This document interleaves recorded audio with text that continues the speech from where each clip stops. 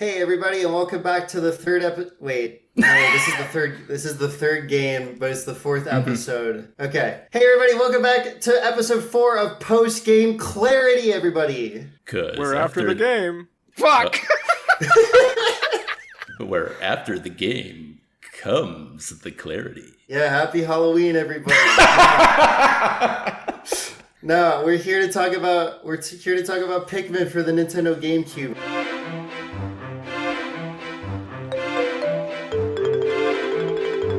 I'm really excited. It's finally my episode after literally 60,000 years of us doing this podcast. And guys, we owe you an apology, guys. Can we say that we're sorry to our audience? I have my finger on my nipple. We're sorry. We're sorry. Yeah, we're sorry for how long it's been between episodes. Our beautiful producer Jamie is unfortunately he's been in and out of the hospital the last couple months with biblical lesions and boils, and we've just been staring at him from beyond the glass, just an absolute horror. But he's here with us today, so we figured we can actually record an episode today. Is that the bit?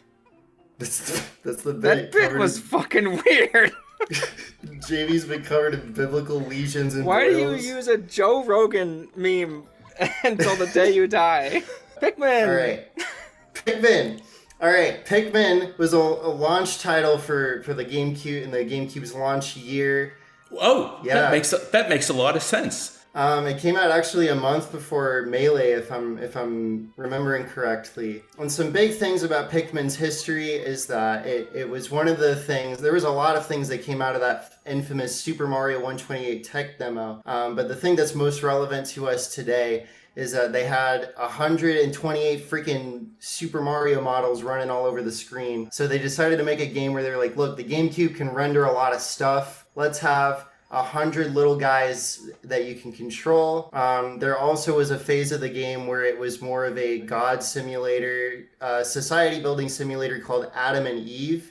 And the only thing that remains from that version of the game is the Bulborb enemies. Everything basically completely changed once they got the Pikmin characters in place and changed it to be more of a strategy game. Weird. Famously, Miyamoto in interviews said that he wanted this to be the next Mario.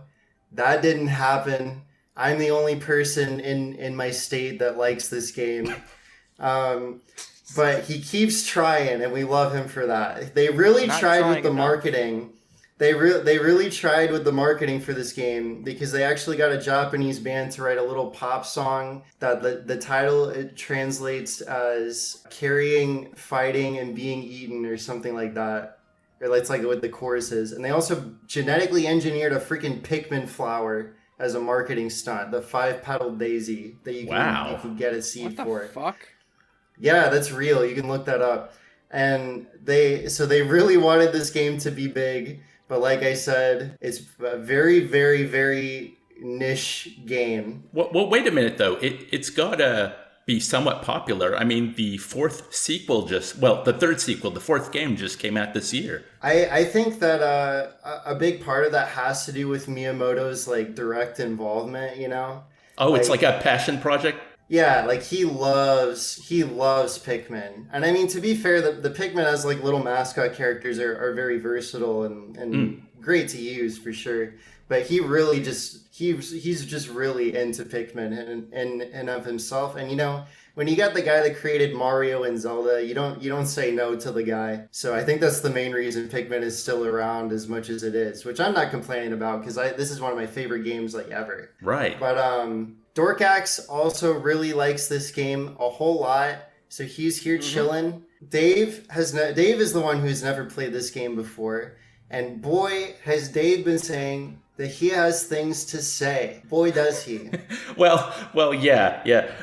Can I just ask, did both of you play it around its release on the GameCube when you were much younger? Let me see. I don't know if it was on release, but it was for sure before Pikmin 2 came out, and that was 2004. So in the 2003, 2002 range, yeah.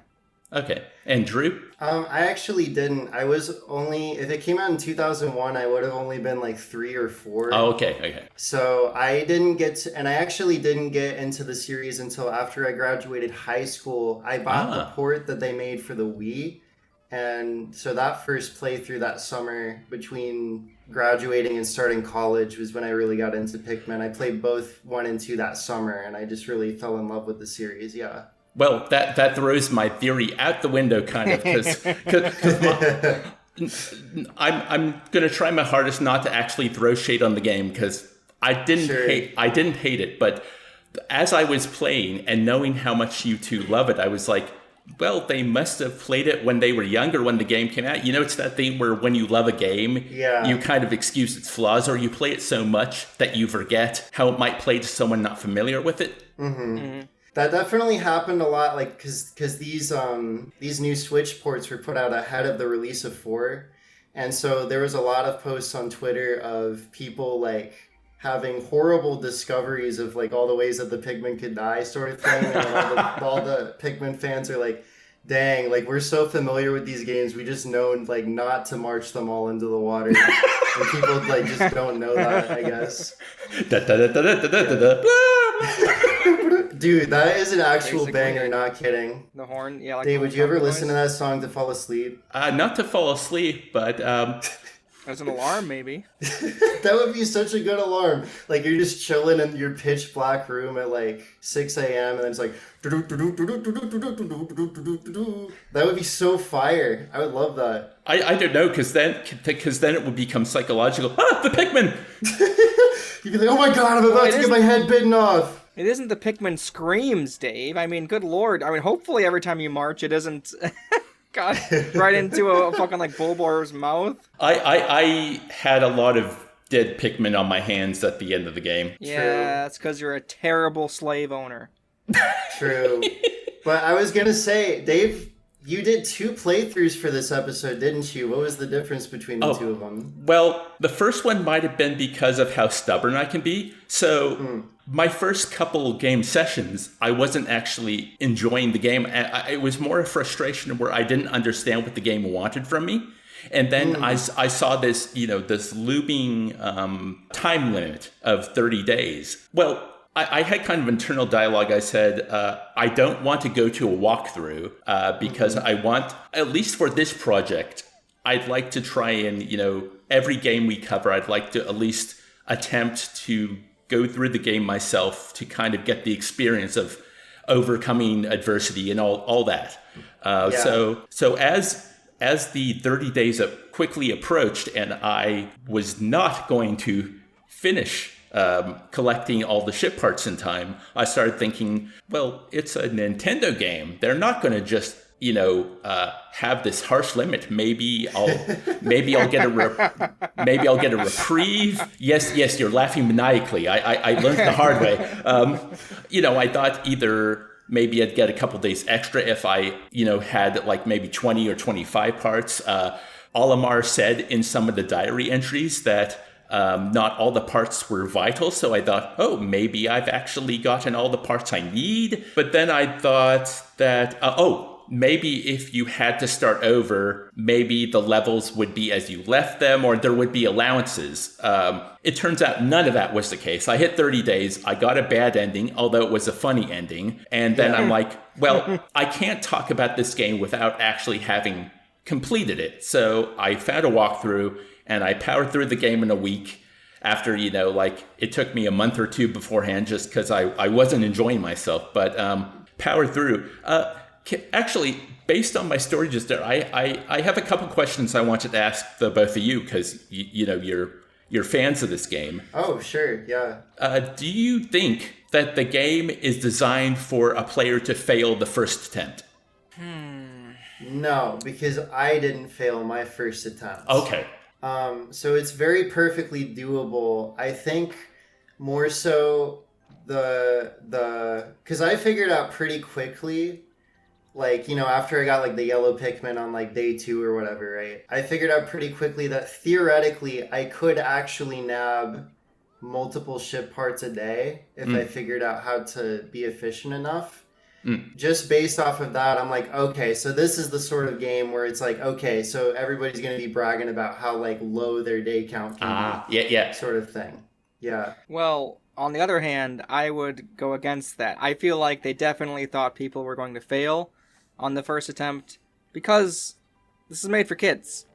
Yeah. Like, I distinctly remember playing it. In fact, I was telling Drew, I don't think I even, like, got to the last, like, finale area ever. So, I don't remember even, like, getting all 30 before. I might have, but I played the game so many times, I don't know how long ago that was. And I'd also say having it be 30 parts and 30 days... Yeah. Especially when you're first learning the game and you might not have the whole... You might not have as much experience that like Drew already has with games. You might be thinking that it's just like, you know, like more of the same every single level, but it's kind of nuts. Like if you take your time on those first 2 areas, you will get smacked in the dick on the 4th area so hard. Yeah, like true. it requires so much, you know, a lot more attention to like how you're gonna, you know, there's like some fucking like buggy shit in that area. I'm not sure if you guys experience the same shit too. There's a bunch of... I think that's mainly a port thing with the Switch ports. Maybe. I'd only say no because I feel like the 30-day time limit, like obviously it's doable. I think I did it in like 16 days this time, but at the same time, for a first-time player, when this kind of game isn't even like a thing, you know, at the time, like again.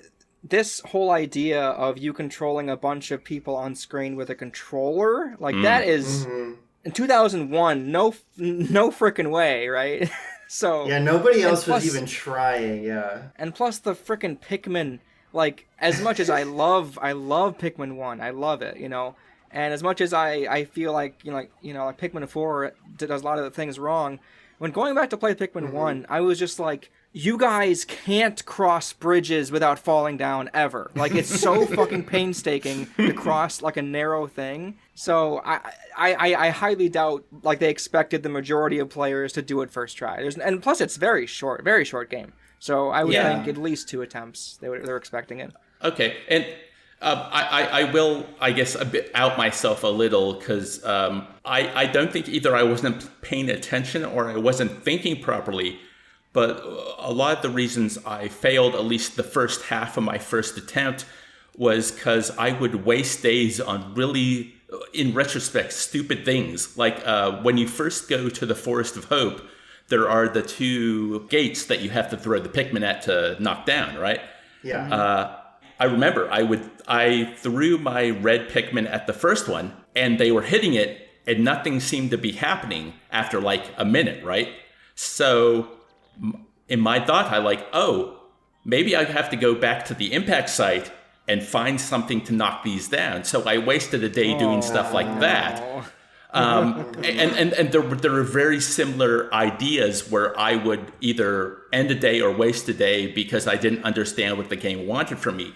Now, the back half of my first attempt, I kind of started to click with how the game worked. And by the end, I did have 27 ship parts when it hit day 30. So, you know, in the last run up, I got most of I kind of got into what the game was. Which probably helped a lot then when I hit the walkthrough and I'm like, yeah, I can do this, I can do this, I can do this.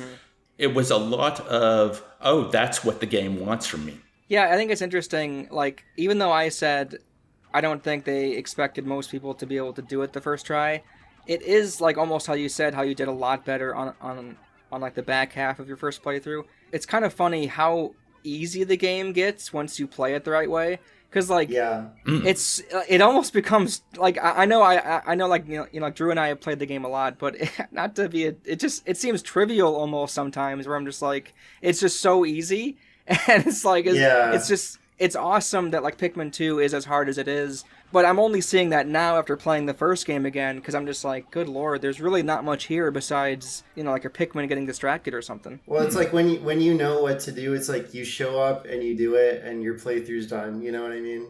Yeah, exactly. But that's because that actually makes more sense what I was saying. It's like when you don't know what to do, it's such a unforgiving game, and you lose all your Pikmin, Yeah. and you have to like basically you lose progress and waste tons of time. So it's really punishing when you don't know what to do. But when you do know what to do, it's almost the opposite. It's almost like you snowballed and have become so overpowered that like, oh, here's a big enemy. It's like I know you have no chance against me. Oh, actually, to just further that idea, yeah, because another way I wasted entire days when I didn't know any better, when I discovered the yellow Pikmin and the blue Pikmin, I would waste a day going back to the impact site and building my army of those colors up because it's very easy to, get all the things there. But then on my second playthrough, following the walkthrough, I never grinded Pikmin. I didn't need to. I definitely spend parts of each day whenever I play Pikmin. Like you will be technically grinding Pikmin, but at the same time that you do other things as well. But I think definitely the impact site was kind of intended to serve that function if people were like having a little bit of trouble with numbers specifically. In fact, I also think because the enemy that's there changes depending on the day, that also like gives credence to that idea that they were expecting people to come back and maybe be surprised that there's a different enemy there this time. Oh yeah, because in my first playthrough, I was at the impact site a few times, and I remember, when you go to the arena, a thing popped down, and I was like, oh, what's this? And I attacked it and lost the Pikmin, but I defeated it. No. And then the only time I went back to the impact site in my second playthrough was to get the ship part in the water. Once I got the blue Pikmin. And the day I went, obviously, there was nothing there. So it was a very easy, just get the thing, build up some Pikmin, and I'm gone. That means I know exactly which enemy you didn't see then. Was it like the big, like, stone-looking guy who looks like a thwomp? I think it's called a Mamuda, yeah. Maybe. So yeah, for our listeners who haven't played the game, when the credits roll, it shows you all the creatures of the game. And there were about 3 of them that I'm like, oh, I never saw that. I assume one of them was probably like, well, I'm imagining they were all special, because I remember in our chat, Dork and Drew, you were talking about a certain special enemy that shows up in the spring level on certain days, and I never saw that thing. I was just gonna say, I think I know what the other, at least like one other one is. I'm guessing you didn't ever fuck with that egg, did you, Dave? Egg? Okay, exactly. Because I did. They're too late. Yeah. Oh, you really? I didn't. Wait. Drew, are you able to like explain this to me? Because I don't think I know as much as you about this egg. You might need to look it up just to verify, but the egg I think is only there for a certain number of days. If you get there like in the back half or something like that, it's not there. What level is this? The distant spring. There's like a giant egg in the middle of the map somewhere. Oh. And if you go mess with it like basically a super boss pops out of it. Is basically what happens. Which is very interesting. I was actually going to say through this whole discussion that of like figuring out how the game works is like the time limit obviously like changes aspects of this discussion, but in terms of just like the core mechanics of controlling Olimar and the Pikmin, I would really compare this game to something like Mario 64 or Ocarina of Time, where it's like, well, there's a lot of nuances. You got to figure it out. Well, just to further that, and I guess we'll probably talk more about like individual puzzles later, but the Forest Naval, it was late in my first play when I was getting some of the more tricky ship parts in that area, where I said to myself, I would love this game so much more if there wasn't a time limit and I could solve these at my own pace, because I think, my favorite puzzle of the game is in the Forest Naval. You know, that it's funny then, you would love every other Pikmin game, because this is the only one that has this time limit. And it's why I find it really fun, but I can totally see why people who don't like time limits would like literally every other Pikmin game besides this one. Yeah. I just wanted to say real quick, you are right, Drew. So with the Smoky Prague, it only appears in the distant spring if you land there prior to or on day 15. Ah. So you have to get there like by day, which is probably why I never saw it before, because that thing surprised me so much, because I remember I walked by it and I'm like, what the hell is this? Because just let everyone know, this enemy shows up in Pikmin 4, and I had just played Pikmin 4, and like it only shows up It's a total essentially. pushover in that game. It's such a pushover. Well, compared to this maybe. But so I had just played Pikmin 4, and it's only in like the night expeditions in that game, essentially, besides like one level. And I never saw it, and I was thinking this is an enemy from Pikmin 4.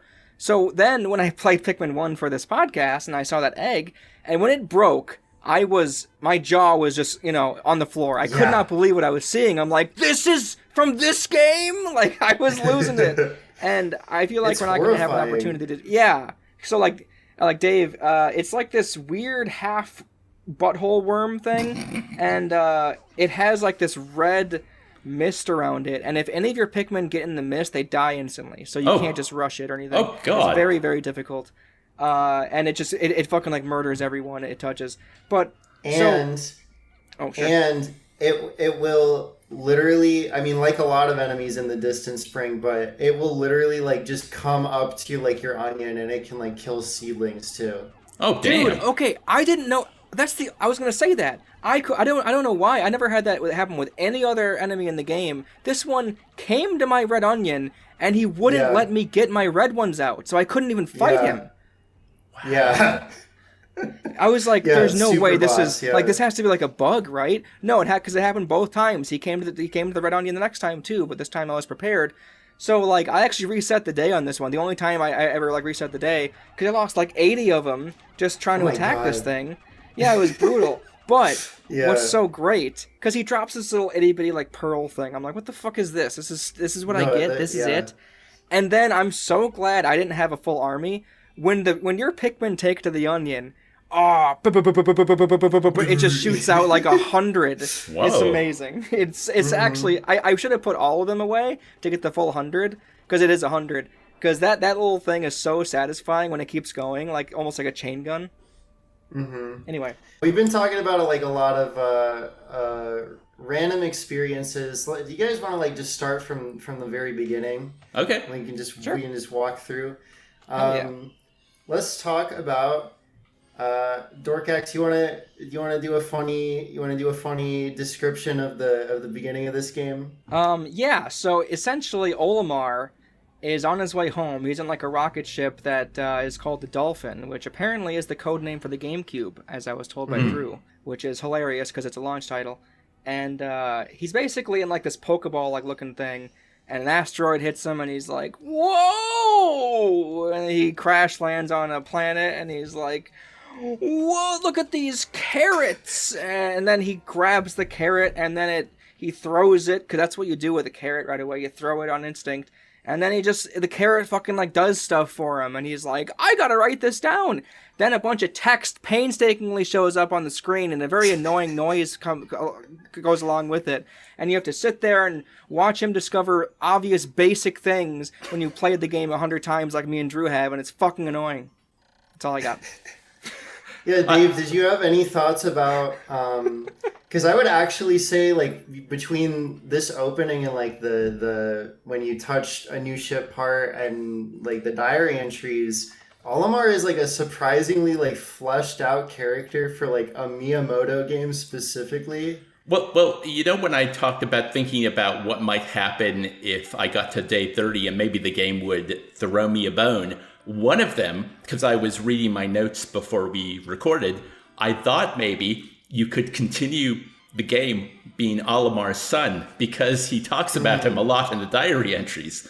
And, and obviously that didn't happen, but it's even when I failed, when I didn't like get a single ship part, the diary would be full of tips and tricks. Actually, that's how I learned that the red Pikmin were immune to fire, because there was I don't even know what they're called, but the elephant ones in the navel that breathe flame. He wrote about how the red Pikmin were impervious to flame, and I'd not worked that out yet. And from that diary entry, suddenly I figured out how to get, like, I'd say maybe 5, well, probably not that many, but I figured out how to solve a few of the puzzles in the Forest Navel. Yeah, they can be really helpful, because other than that, like, first day, where they like slowly walk you through like just figuring out how to slowly grow your army and move and like They slowly walk you through it, all right. Yeah, they definitely do. Not as bad as later entries, but Oh, that's not don't what get me this is started on about. Pikmin 4. Dude, I'm not excited to write that script. But anyway, other than the first day, like the game really like shuts up with like tutorials, which is really why I compare it to stuff like Mario 64 and Ocarina of Time, because there's like so many nuances that the game like just doesn't tell you about, and so you have to figure it out from there. So I think that the diary entries are a way to not only like characterize Olimar while he's literally stranded on an alien planet, and like, you know, diegetically he's literally making like biological notes or zoological or whatever, but like he is giving you tips, and it is like a really good opportunity at the end of a day to kind of toss the player a bone in that regard. Yeah. But Dave, can I ask you? Actually, let me just cut you off there, because I don't have much negative to say about the first day. Yeah. Well, there's one. I do. It's a waste of time for me at this point. Well, okay, so is. I'm coming into the game as someone who had not played the game before. So I do remember thinking that, oh yeah, this is very step by step. You know, you walk to the onion, well, the Pikmin pops up and you learn how to throw it. And then if I remember you, oh no, you go straight to the ship part, don't you? Pretty much. You have to get them to push the box after you get enough pellets. That's right, yeah, and then the ship part's right there in the new area, and then the day ends. So it was more of a, oh, this is interesting. And then I think I went back to the impact site the next day, you know, to further explore, and then I found out I couldn't go in the water. Also, well, actually, I couldn't even get to the water because you have to use bombs to blow up the wall to get to the water. So that was a day wasted. And then I already told you the story about how I didn't know how to get through the gates. So that was another day wasted. But oh my god! And I think that's where my frustration came from, because the first day is very here's what the game is. It's step by step. This is your goal, and then it's like bye. And I guess I wasn't in the right frame of mind, because everything the game threw at me right after that is like, what do you want from me? But yeah, it's like such baby boomer design where it's like they grab you and toss you in the river and say dinner's ready when you get back or whatever. See, and that's why. So again, you're on the money. So I'm coming at it from, I played the game a lot of times already. And like for me, I just want to skip to day 2 because day 1 is so ungodly boring. And I also just think all the times you have to start creating Pikmin from like the first one, that's just a bunch of boring time already, because you got like, all right, I have 1, get that pellet. Now I have 2, get 1 pellet. Now I have 5, get the 5. So I could do without all that. But I think this also kind of hits. This is why I also think they probably didn't expect players like to be able to finish it, especially like, you know, when they're kids, you know, so early on, because it has a lot of what I love about games is where they kind of throw you in and you have to kind of like discover all this shit on your own. And that's why I really don't know if I should talk about Dead Rising on every single podcast, but it really reminds me of that in a way, because you're kind of just like left on your own after like the tutorial, and you're like, go fucking figure out stuff on your own. And that's why like that day 2, it feels like, okay, here's the game, and you can just go. You can just do everything. Like there isn't anything like restricting you on that day besides your gameplay, and it's pretty awesome. Well, I mean, it's not that I disagree with you, but the way the game is designed, there is kind of a progression loop. A progression until you get the blue Pikmin, because you got to break down the wall, you got to get the yellow Pikmin. And then that opens the game further. And then you got to get enough ship parts to get to the navel. And once you get to the navel and get to the blue Pikmin, then the game completely opens up. I disagree, only because I don't think it's even possible to get all the available. In fact, you can actually get a surprising amount of the parts in that area without the blue. Oh, you can. What I did, you're able like to throw a bunch of Pikmin up a ledge on like one side, and then you're able to cross the water just as Olimar and then come get them. So I think there's only one part that's blocked by water, so I don't really think that's a big deal. for that place at all. I think on the second day, even like the third day, you're not really restricted by that aspect of it. Okay. I mean, of course, there is an area you can't access yet. I get that, but it's very much not. I need to get there to keep playing. That's very much. You're able to come back at any point in time, you know? Yeah, I think also, Dave, I think you didn't realize until I told you way later, which I probably just should have told you way sooner, but you can rewind and restart days if you get stuck or whatever too. So I think that also really aids in efficiency and kind of figuring things out. Like, even though the 30-day limit is like, that's it, and they don't explain a whole lot outside of like the diary entries, right? They do give you quite a few tools to be like, well, you can like take your time in this regard. Like, you can come back and try the same day over again. And that was another thing that, again, it makes sense in retrospect, but at the time, right. It wasn't like the idea that you really should be getting at least one ship part a day. Yeah, and the game definitely has like so much to throw at you, because like, let's just dive into day two. Like, you've gotten the very, very basics, right? You know, you're gonna walk over and pull out the red Pikmin that you have. What all can you do with your Pikmin, Dave? What all do you do with those fellas? This was stuff that I learned much later on. So I thought the yellow Pikmin were basically just bomb carriers. I thought they were useless for anything else. It wasn't until like, day 20 or so in the Forest Navel, or maybe it was even in the spring, when I finally learned that, you can throw them high. And that's their deal. Same being, like blue Pikmin was for the water, obviously. But then I always had the red with me, because I actually don't know if this is true or if it's just something I've internalized. But it always felt like blue and yellow Pikmin were useless in combat. You always wanted red if you could. You're right. You're right on the money there.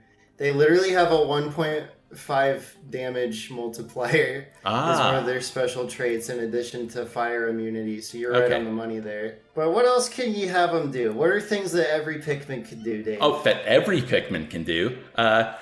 They can trip. They can get trapped on geography. They can fall in the water.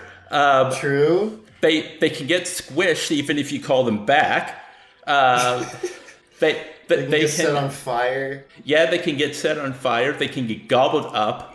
Oh, actually, here's a funny story. So, the mushroom boss in the navel, right? Yeah, So, God, Dave, hope you didn't have a hard time there. Well, here's the funny story. On the second go, my second play with the walkthrough took great pains to caution the player about how difficult the mushroom boss can be, how it can poison and then take over your Pikmin. On both my first playthrough, when I didn't know what I was doing, and my second playthrough, when I had the walkthrough behind me, I basically just threw 1,000,000 red Pikmin on it, and it died almost immediately. Okay, that's awesome. I actually have a good story relating to my first playthrough with that mushroom boss. Dave, this is a problem that you and I shared in common between our first playthroughs, is that I was explaining to you, well, you should probably use like swarming for combat more, because that's like a better strat more often. Okay.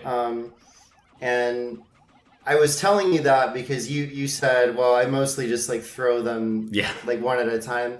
And I was like, that's what I was doing at first on my very first playthrough of this game as well. But that boss, you like really can't beat by like tossing stuff onto it. But that's how I did it. Oh, really? Yeah. I don't know. There was something about it that I found it not taking very much damage or something like that. But that was the boss that I felt kind of forced me to swarm it to like engage with it, because what you're supposed to do is get them around its feet so it like flips over, like it trips and flips over, and then you toss it a bunch of people onto it. Yeah, I can't remember what caused it to turn over, but yeah, like I because even on my second playthrough, I tried to experiment with swarming, but I found that throwing was always the better option. Maybe it's because, I'm playing the Switch version, so I have gyro aiming, which makes things a little more intuitive. Although even with the gyro aiming, I would miss my arcs so much. We'll probably get into this a little later, but with Dork saying how easy the game is, I found the combat was always like a binary, a 1 or 0. The combat was either basic or I was just getting destroyed. There was no middle ground. That's even something that I agree that I still struggle with is like if you don't like set yourself up for complete success, you set yourself up for complete fucking failure. And I think there are a couple enemies that are designed to make that very tricky, like the jumping frogs or the insects that take your Pikmin away and bury them. Dude, those frogs are freaking evil, dude. Yeah. Oh my gosh. And in this game specifically, every other Pikmin game, they feel like, you guys are nothing. This game, though, they are literally the hardest enemy, I'd say, in the whole series. Oh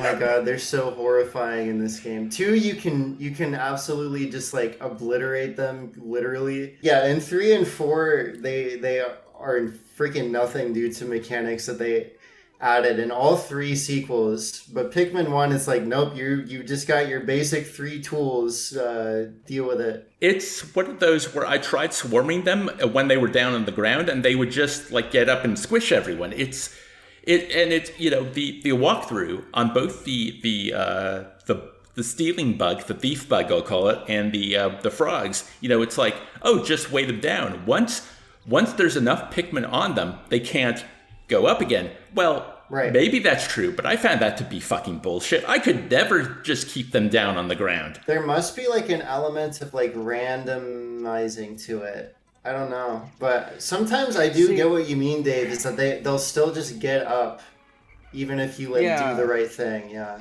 Like, I'd say, when I was playing, 80% of the time, when I swarmed them with what I thought was enough, then they'd be trapped on the ground.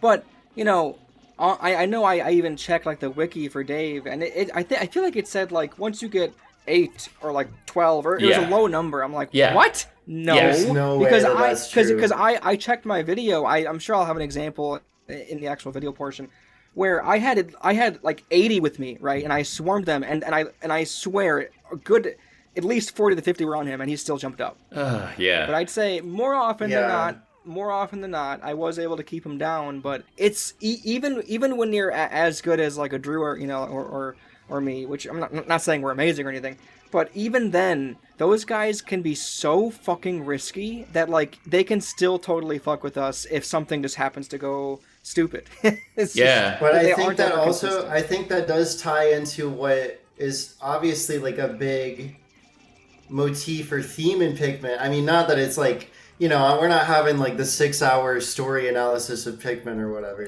but like a big motif is obviously, you're out here in the wild, the Pikmin are your tools of survival, and stuff is gonna get messed up because you're on the bottom of the food chain here, sort of thing, and so while as a gameplay mechanic it's incredibly frustrating, I think that's a big reason of like why I like Pikmin so much, is like, well, deal with it because you're on an alien planet. I think that's something I've always found incredibly intriguing about it too. Oh, I mean, that's really cool, the idea that all the enemies are basically just animals. And because you're basically this little critter in a spacesuit, you're what's for dinner. If you didn't have the Pikmin around, they'd go right for you.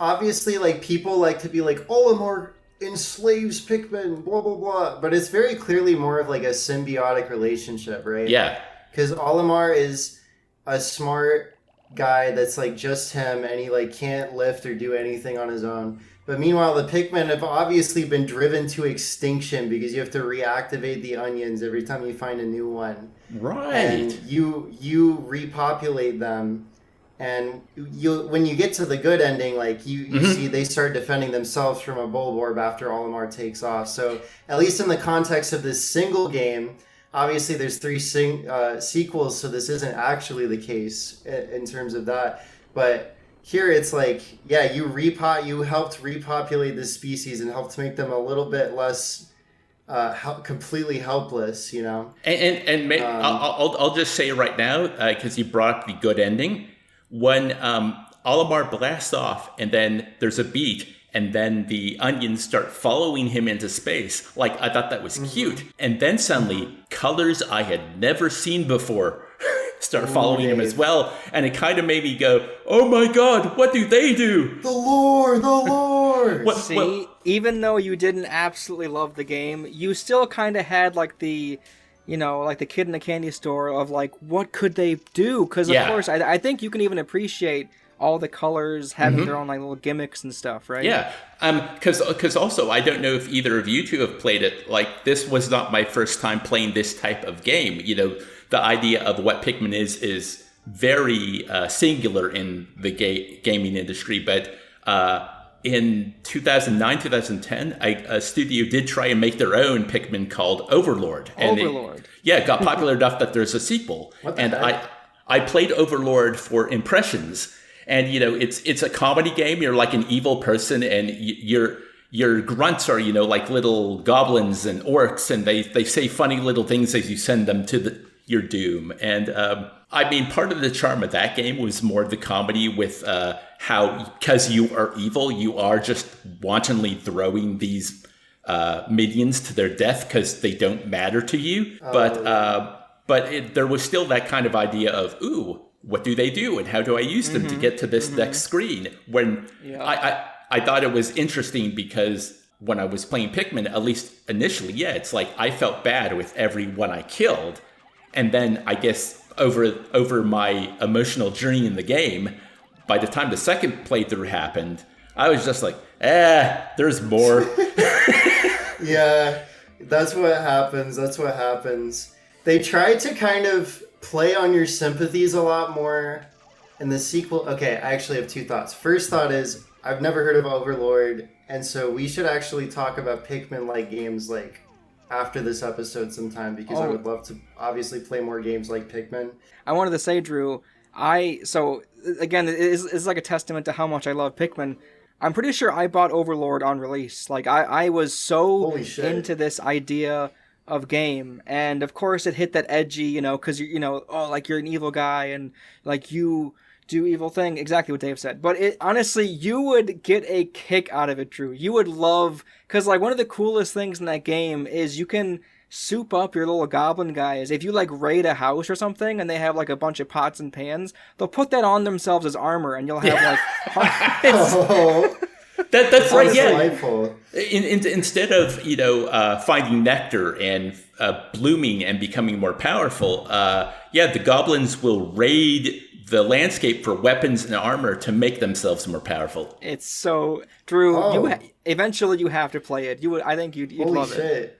I think that I do need to play this now. Holy fuck.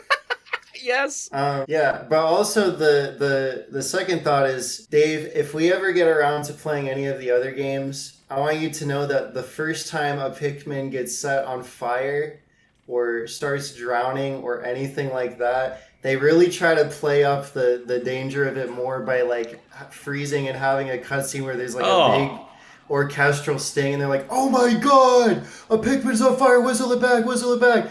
But it's like, okay, if I'm playing through this series in order, I don't give a fuck. I already finished Pikmin 1, and I don't freaking care. I've had to come back to this freaking planet 4 times. I'm just gonna use them as tools. If they die, that's what be happening. Yep. Yeah. No, I get it.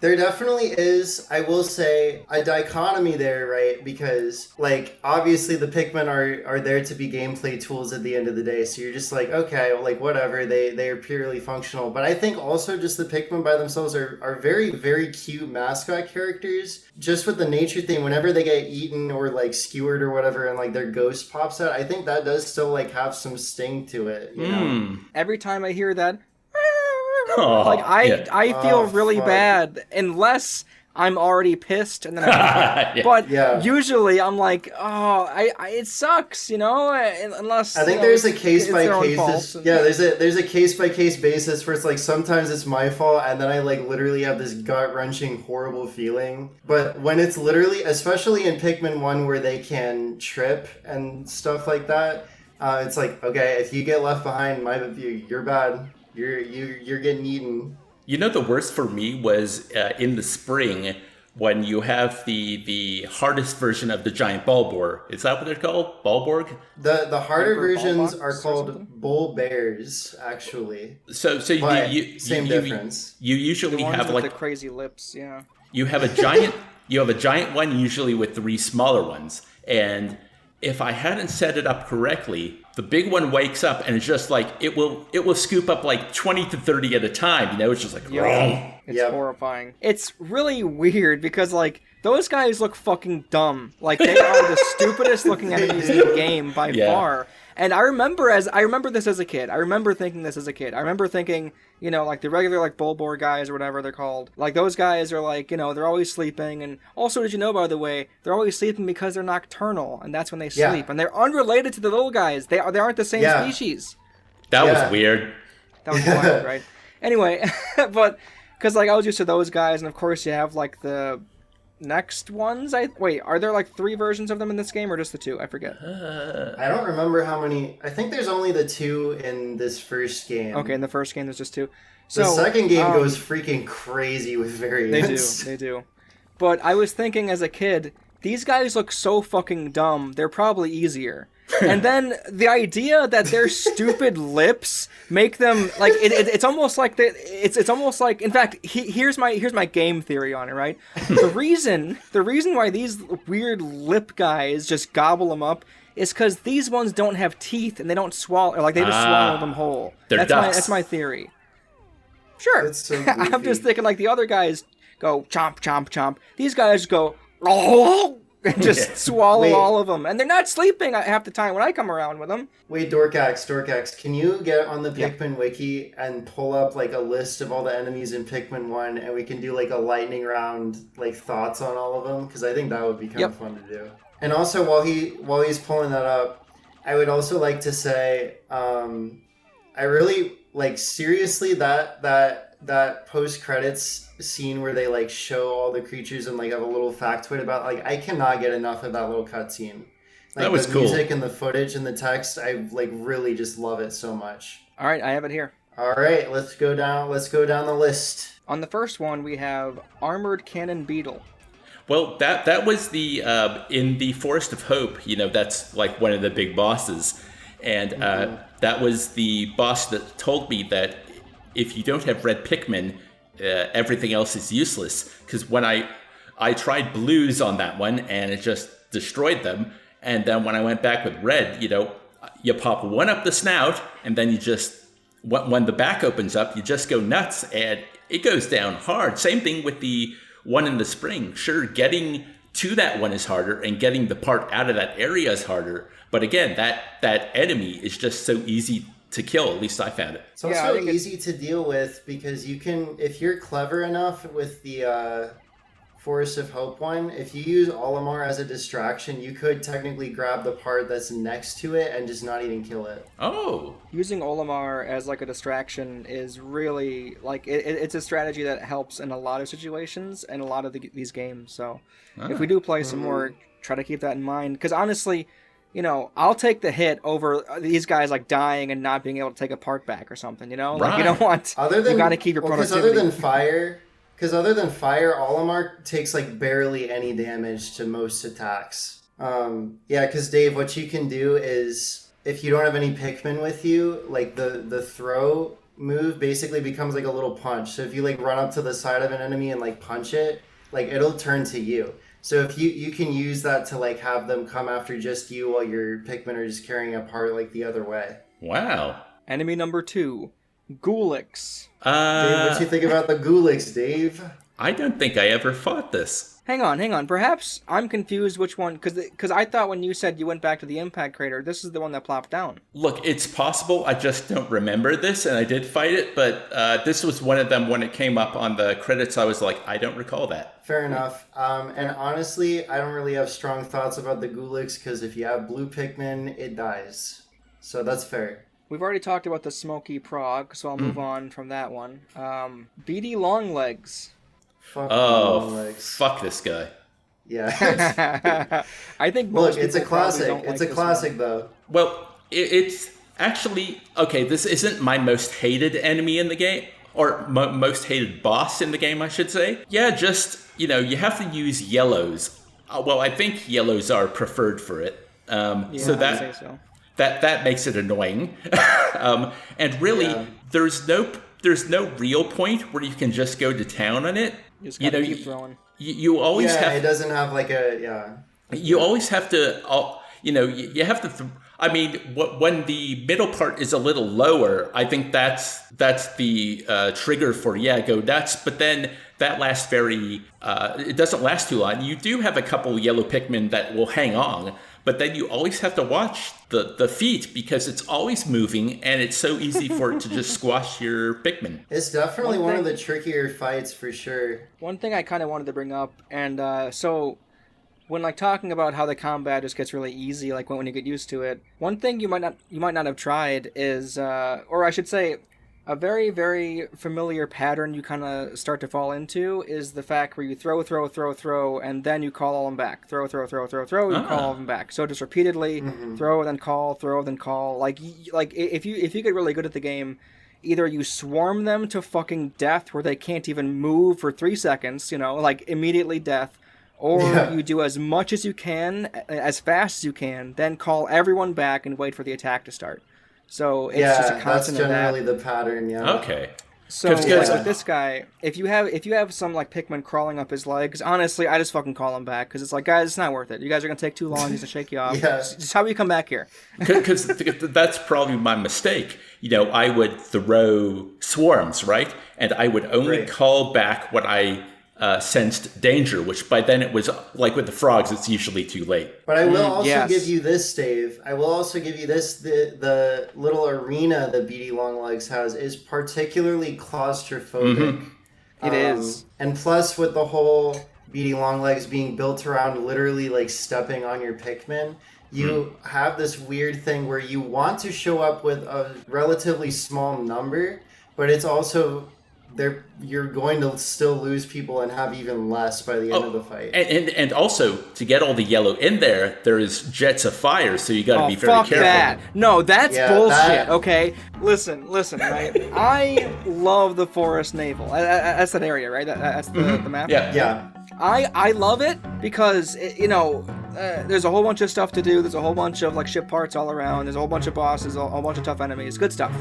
But what were they fucking thinking with that whole design shit? Because especially, you're laughing because I said what were they thinking, right? Because especially when you approach this boss, they know you'll be having yellows, so it's just to fuck with you. Especially because to bring the ship part back, the yellows are gonna pull that fucking thing, they're gonna flip out all over the fire, and this playthrough I was so fucking tired of them and their poor performance in this boss fight. I'm like, fuck off, die. You're walking in the fire, are you stupid? Just grab the item. I whistled, grab the item. I don't give a fuck that you're on fire. I forced those yellows through burning pits of fire to pull everything. I was not going back to the onion to get reds. You want to know why I wasn't going to go back to the onion to get reds? I'll tell you why I wasn't going to go back to the onion to get reds. Because this level, why do they have so many fucking stone walls? Okay? Yeah. There's like 8 of them. And the bomb there's not nearly enough bombs. And they're in weird places. The one, there's an area, there's a pile of bombs where you have to go down off to the right when you arrive. There's a whole bunch of puddles and shit, and you have to have them climb down this twig. It's so awkward just for the sake of it. What the fuck? I spent the first 5 minutes of every naval run getting my yellows down there to chip away at all the other walls. Now, on my second run, following the walkthrough, I actually didn't blow up most of the walls. It turns out you really only need to do the one between the beady long legs and then 1 or 2 more. But no, I know exactly what you mean there. It's and the other bomb deposit, which is really good, is when you lower the bridge. It's on the other side of all the fire guys. Yep.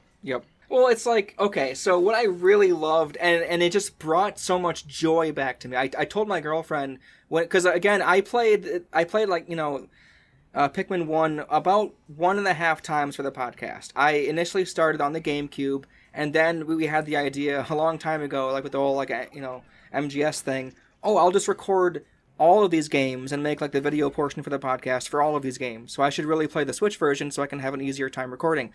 But as I was playing like on the GameCube, again, I hadn't played this game in easily 10 years, if not more, and I was just like, the joy I was expressing to her, I'm like, this game is so great, because you have to think about, what should I do? I should put some Pikmin over here, I should break down this wall. There's so many ways in this game you can help your progress, that it just feels like I'm always accomplishing something. I'm always moving towards the goal by taking down the walls, by like getting some bombs and working on the stone gates, by taking out enemies who won't come back the next day, by doing this, by doing that. So it's like, oh, it's great. And then the Forest Navel shits all over it, because it's like, actually, don't you have to think about which walls you want to take down. No, man, I want to just slowly chip away and make progress on everything. I want to open up every bridge. I want to take down every single wall. I don't care if it helps me. That's what feels good in this game. It was just really fucking annoying.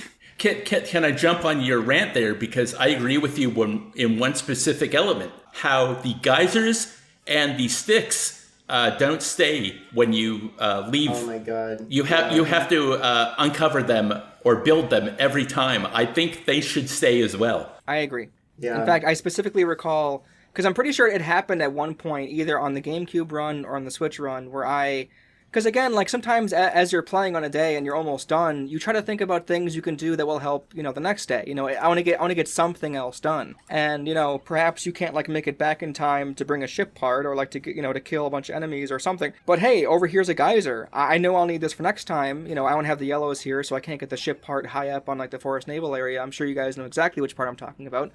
So I'll open up this geyser and it doesn't open the next time. So it's just like, really? You couldn't just keep this open? It's not that... Yeah. So anyway, the Honey Wisp, right, guys? Yeah, so the Honey Wisp is the next... I'm sorry. I'm sorry, Drew, but... No, you're good. No, you want to know what I was going to say? I was going to say when you were talking about the yellow Pikmin being set on fire, and I was going to say Dorkax was like Donald Trump, and he said, "You're fired." But that's we're not going to do that.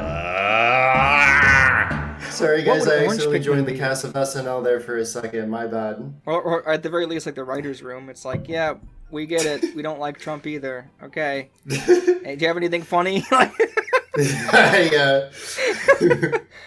What would Orange Pikmin be, Drew? Orange Pikmin would be... The best? The very best? They would be super epic. I genuinely have no idea.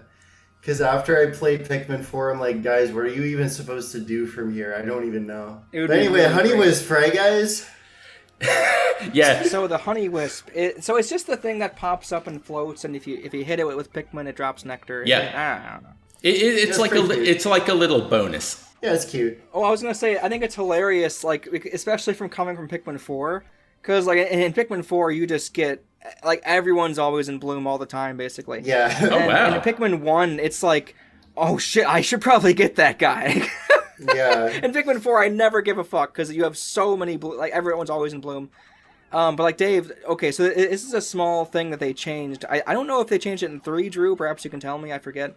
But like in this game, I'm sure you saw that like the nectar is it has a weird like system to it where even if you just put one Pikmin over there, it'll eat up all of it.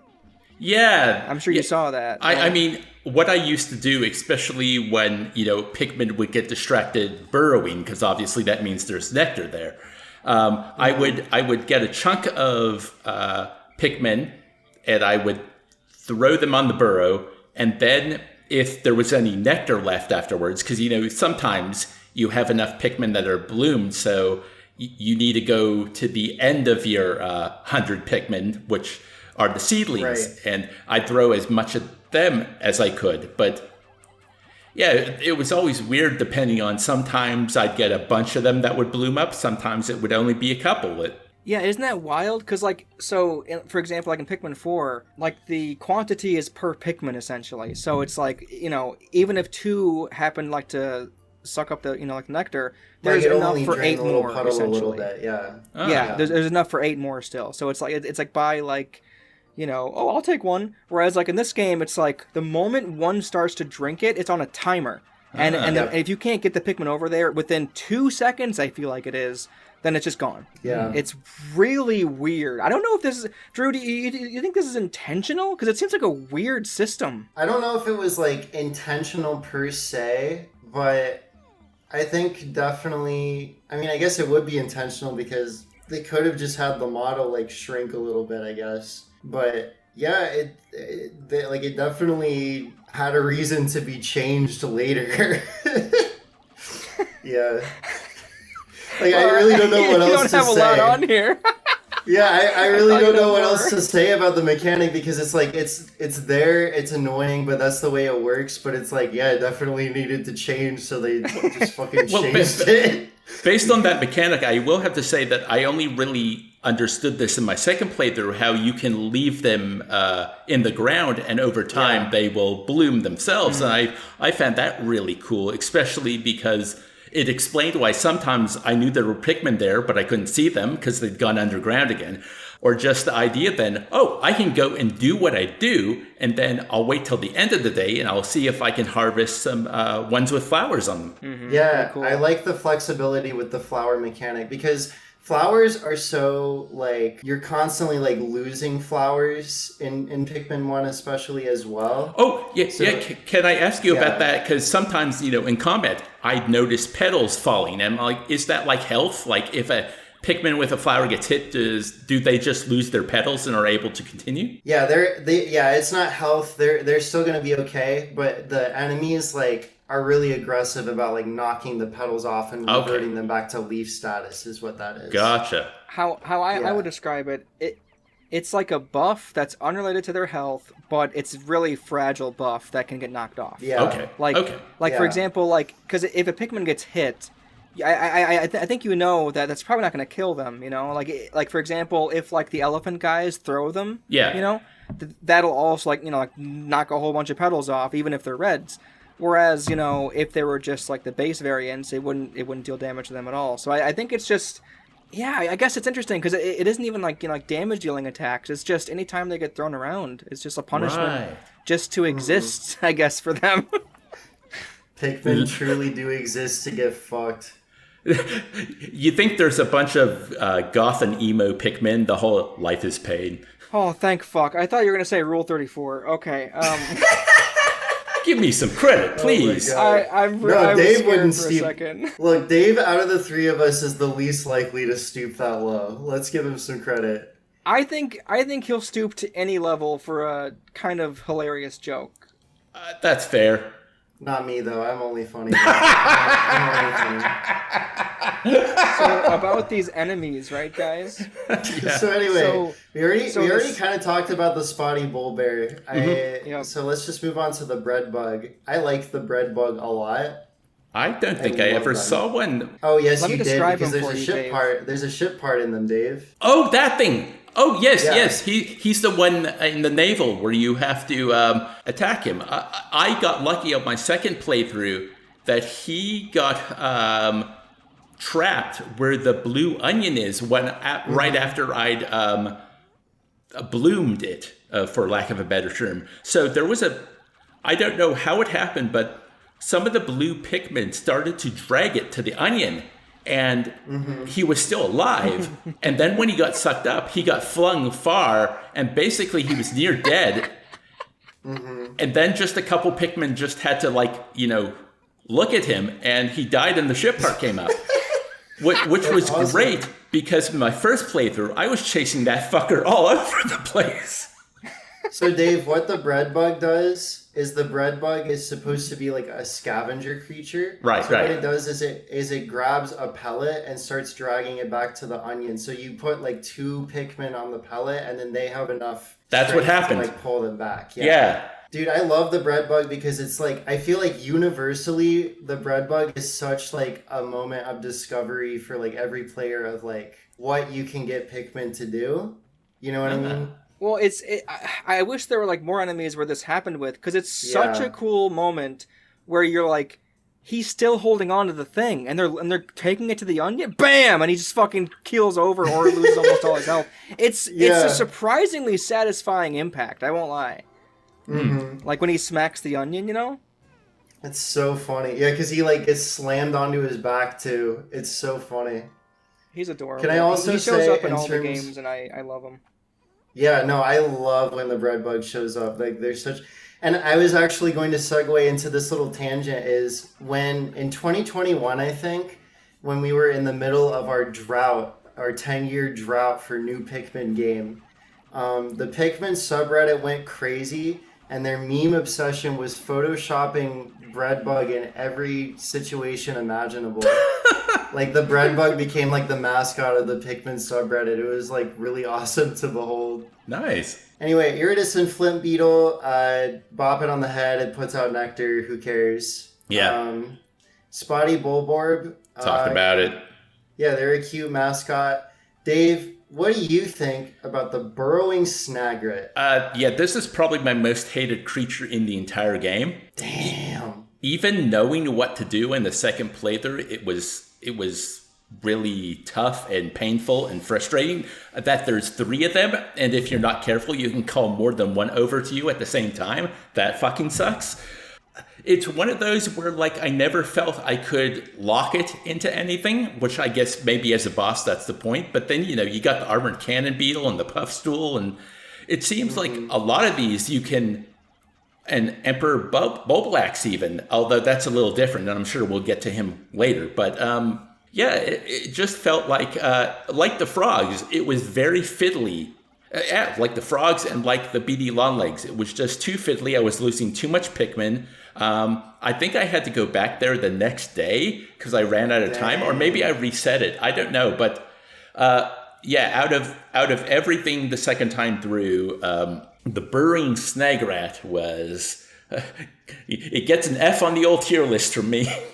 Damn. I think it's an enemy that's in almost every game, and in every even though I've killed it so many times, I think I have trouble. I think that's one of the ones that gives you the most trouble, even still. And it's especially crazy coming from Pikmin 4, because Pikmin 4, Dave, so easy, is the only one that has like a lock on. So you're able to lock on and throw. Oh wow! 3 has a lock on too. Does it really? I guess I haven't played that one in a long time. Either way, there's a lock on, and like I know at least like number 4. Like when you throw Pikmin, it's almost instant. Like boom, boom, boom. Yeah. It gets on their face immediately. And even there, it's still like, he might. Well, in 4, he's not going to kill anybody because 4 is ridiculously easy. But in this game, he'll always kill at least a few of them. And I've heard the strategy where you're supposed to like bum rush him as he comes out. I've never had that. Yeah. work So for me. the ideal strategy is that, and the boss is still really tricky. I was going to say, even though like there's a clear optimal strategy that I've learned, it's still very tricky with the timing. But basically, there's that little window where before it fully pops out, its beak is all that's out of the ground. So if you're able to swarm just the beak, then basically your whole squad is going to be on the face instantly, and that's how you do insane damage to it. Let me complain about that. Maybe it was the issue with gyro and throwing, but because the walkthrough talked about, the beak is the weak point. Yeah. And I swear I was aiming at the fucking beak, but no matter what I did, it was like, nope, they're just hitting the neck, and they're getting shaken off. The way that it does the gyro is that it only activates, in these ports, it only activates like when you hit the throw button, which is very weird because then you're going to be wobbling your cursor all over the place. It wasn't ideal, but I found it easier than when I was trying to use the analog stick before I found out I could put gyro on. Huh. But yeah, I never could really hit the beak. They were always going for the neck, which doesn't really do much. You got to admit, really cool ass design though. Oh yeah. Actually, I don't think any design in this game I found stupid. Even though they're definitely like cartoony. Yeah. They do feel like they have their place in this weird alien ecosystem, and it's very just endearing, Objection. They all just look really cool. Objection. Hang on. I mean, I'm with you. I love Pikmin, but we're really gonna say the beady longlegs. I mean, it looks like a fucking It looks like a Wonder Ball with sticks attached to it. Well, okay. No, yeah, beady longlegs definitely is an exception to that because it became a species later. So then it's like, okay, they all just look like this. But it's like, okay, you opened up fucking Blender, you got the sphere, and you attached stick legs to it. Good job, Nintendo. That's awesome. But here's the thing, like, yeah. Yeah, I could agree with you that it's a silly design, but fighting it was such a frustrating endeavor that I kind of have a reverence for it now. It's like, it's a begrudging respect. So it's like, yeah, you may be just a ball with sticks, but goddamn, I don't want to be near you. Yeah. Male sheer grub. Don't really have any strong thoughts on this one. They I got can some kill strong a few thoughts here. Pikmin, but I do. really super deadly to me. The green and the purple ones, the green ones I hate worse because they fly. Okay, yeah. But they're very annoying. What's worse is you're just kind of walking along going, I'm going to this next thing I want to do, and suddenly there's all this burrowing and you're like, Now the purple ones, yeah, they're not too bad because you can swarm them and they go pretty quickly, but they're always with the greens. I'll say that this is the perfect example of like a very small idiosyncrasy with this game. I think it's really only with these enemies where even if you swarm them and like you surely have been doing enough damage, if they have one Pikmin in their mouth and have already started the animation of I'm killing this Pikmin, they won't die until that Pikmin is dead, and then after that Pikmin's dead, they instantly die. So it's like you can't even prevent it. It's just it's really annoying. It's almost like a delayed, like, I guess that's all I have on it. Yeah, that's the only part that really annoys me about them, is because it's like you can't even like prevent, a death until, like, if it happens, you're like, well, I guess it happened. Fuck. Yeah, and I guess now that I'm thinking about it, I don't even really like them that much because the only way to really like fight back against them is to kind of know where they are on repeat playthroughs. That's genuinely just like really bad design for a first playthrough. Yeah, so I guess really not a fan of the male sheer grub. We convinced him, Dave. Wow. They were just going to move on. Yeah, I know. I had to think about it a little bit more, but it's like, you're right. They kind of suck. Like, I don't know why they implemented them the way that they did, other than to be like huge assholes. That's funny. Well, speaking of being huge assholes, the swooping snitch bug, yeah. The kidnapping I love bug. these guys. You don't like them?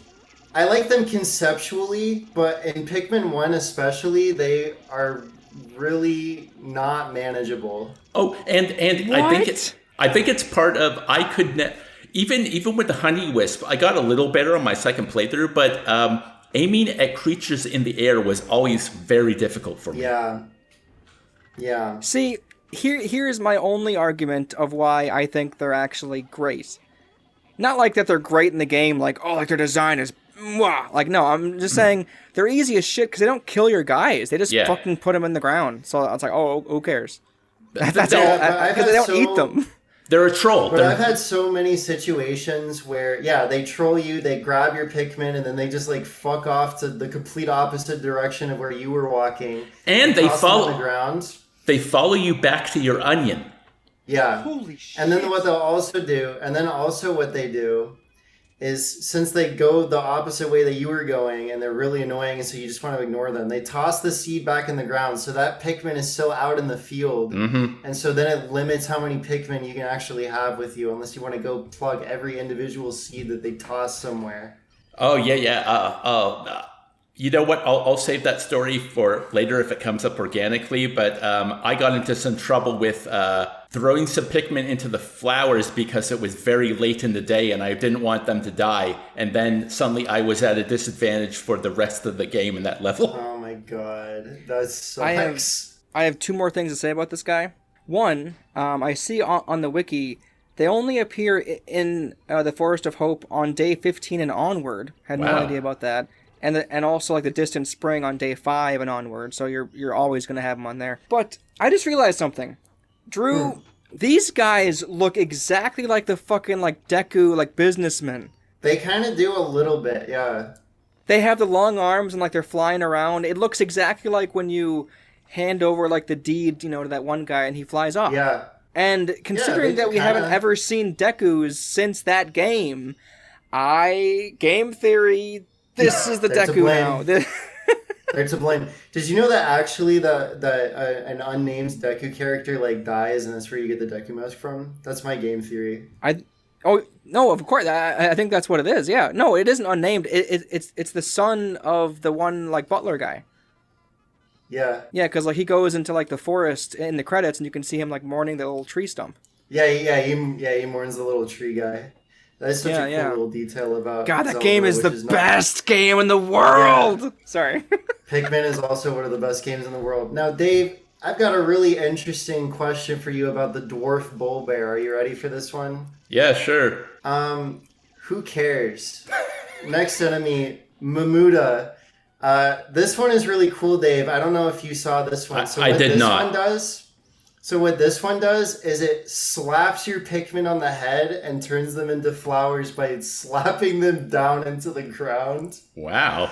But I don't know if you remember from the ending, but it says, this thing just seems to really like flowers, and Olimar kind of speculates it might be vaguely related to Pikmin. Huh. So that's a little thing. It's not a hard fight other than it like slapping your Pikmin into the ground, but it can't kill them, so that's fine. But it's more just like a really interesting, like weird creature. Where does it show up? It shows up in that stump area of the impact site. It will either be the Mamuda or the Gulix. Okay. That's what's special about that. Yeah. Now, do we have any strong feelings about the water dumple? They're the water male sheargrub. If you get them from behind, they're easy peasy. But if you get like a group of them, you're gonna lose some fucking Pikmin. You don't have any choice about that one. Now, Dwarf Bullboard, Dave, Pop Quiz, Hotshot. Who cares? Pearly Clam Clamp. What do we think about the Pearly Clam Clamp? I think it's a big test of patience. Great name. Yeah. Yeah. Like, imagine if, like, I feel like if this came out 20 years later, it would be called, like, Pearly Mick Clamp Clamp. Like, it's such a fucking goofy name. It is a very, like, 2012 late Reddit epic meme name, yeah. It is. But what do we think about it in the video game? Well, look, after the first playthrough, the only time I ever interfaced with it in the second was to get the ship part that was in one. I mean, it's just another annoyance, I think, because you always got to pull them back. Yeah. I mean, the pearl is a worthwhile reward, but I don't know, not worth it. Here's my game theory, right? So it's just the meme of this video. I think. Can you do a Matt Pat voice for that? No, don't, please. So anyway, I think that the Pearly Clamp Clamp. I think it could have been an enemy designed around the idea to teach a player to do the thing I was saying earlier, where you throw, yep. Then return, throw it. But you see, I want to believe that, but I don't think it's placed in the right area for that then. Yeah. I think that should have been placed in like the area, maybe even like Forest Naval, you know? Because it's the thing you're probably going to come back to later on, you know, or after you get the blues. In which case, well, then perhaps I should have been in the Forest of Hope then. I don't know. Yeah. Again, it's a very short game, so maybe it's in a fine place, but I feel like it's a little off the beaten path. I mean, yeah, you do need to get it, you know, you do need to fight one to get all 30 parts, but it's very skippable, you know? Okay, Walpoles, little tadpole guys. Do we have anything to say about these? I don't really think that we do. Big who gives a shit for me. I thought they were the water dumples. I can't remember like a difference between the two. It's just like things in water you have to kill. They're just the little tadpoles that they can't even like attack you. They're just there to like be in the environment basically. Then why are we talking about them? That's actually so true, Bestie. And let's move on to the Puff Stool. Already talked about it. Wally Hop. Already talked about it. Female Sheer Grub. That one 100% is fodder. Yeah. Yeah. All right. Puffy Blowhog. What do we think about this one? This one's sick. All right. I like him. His design is so cool, and he just blows you away. He just gives you a blowy. Wait. He just blows you. He blows your Pikmin. The reveal when he's actually a little guy when you kill him, he just had a bunch of air in him. Whoa. Yeah, I think they literally say that biologically they're like full of helium or something, which is crazy because there's no way that's true because all of Earth's helium will be depleted within 15 to 20 years. Yeah, I really like them because they look like they're high all the time and they're just like chill. Yellow Wallyhop, I already talked about it. Fiery Blowhog, we kind of talked about. Do you guys want to say anything else? Well, I must say I learned the hard way that you shouldn't try and fight them when your back's to water. Yeah. Oh my god. Oh boy, Dave. That's a nightmare, dude. You know what's funny is that I know I keep talking about like Pikmin 4. I just played it, but that game is so much easier, right? And these guys, after like you have like it down, it's like because I think these guys are really cool because they almost invite like a staggering kind of strategy because like you throw, have him toss, then throw, have him toss, and because like you can't just throw all of either way. When I was playing Pikmin 4, as Dave was saying, don't be next to water. Oh my god, I was in a cave level where there was like a bottomless pit, and he just chucked all of them off the bottomless pit. I'm like, oh yeah, he does that, doesn't he? Well, that's why you gotta use the charge move. Like 3 and 4 with the charge, like make it make combat so much easier. Actually, I think in my playthrough he might have thrown me into the water at one point. So perhaps you are right. Really? I don't remember. Huh. And then the sheer wig, these ones are the ones that when you get them to like half health, they'll jump up in the air and throwing. Fuck these In guys! the air is so obnoxious. They're annoying. So with you, Yep. Yeah. They'll heal and.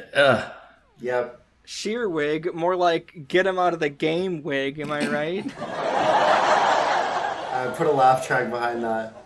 Put a really loud laugh track behind that. But so what do we think? I don't know. I like how all of these like fit into a fake ecosystem. Like I think even though they're definitely like video game enemies with like one behavior, most of them have a fairly unique behavior to them. I mean, excluding variants, of course, but I feel like that adds to the nature thing as well, that all of them do behave differently in some way. Yeah. So here's what I have to say about that. I agree, but I also think it's really, really fake. Yes, it is 2001. Yeah. This is really, there's no way they could have achieved what I'm going to say here. But ever since I played Rain World, I've been just imagining how much better so many games could be if they had a real ecosystem where animals would hunt other animals and you were on a certain part of the food chain. If there was a Pikmin game where it was genuinely really difficult, and really punishing, but the animals existed in in a simulated kind of ecosystem where they, because again, you can say they're an ecosystem, but have you ever seen any of them eat anything else besides Pikmin? I mean, come on. So it's just like, it'd be really cool if you could like see them on the move and on the hunt while you're just trying to survive and get treasure or something. I don't know. Actually, that's a good point because one of my favorite things about the original Doom and Doom 2 is that the monsters all kind of hate each other. They will focus on you as the player, but if you shoot one and then exit the room, or if an imp, actually hits a grunt or something like that, they will turn on each other and they will start to attack each other. And I always thought that was awesome. Like the coolest thing ever. Enemies fighting each other. You guys have obviously watched my videos. I talk about this in the Fallen Order video. I really like it when you can have enemies attack each other, and that just kind of like sprung to mind when you said ecosystem. It's like kinda, yeah. It's almost like a picture of an ecosystem. Like, look, here's what it could have been. Well, because you have stuff like the bread bug where they actually act like a scavenger as part of their gameplay gimmick. But I think other than that, a picture of an ecosystem, that's a very good way to put it. I really agree. Thank you. I actually do long videos on my channel where I talk about games very in depth, and I'm very insightful. So if you want to subscribe to Dork Accent. I laugh because self-promotion makes me uncomfortable. But I wouldn't be here with these two if I didn't enjoy both their work. So you should go check out all of our channels. Mine. You know what? Counterpoint, I would be here with you guys even if I didn't like your work. So take that as a compliment of you guys as a person. Got him. That kind of sucks. Yeah, I'm just kidding. Right. I thought that would get laughs, not just like a sad silence. Well, that sucks. It's like in Madagascar where they go to Antarctica and they're like, well, this sucks.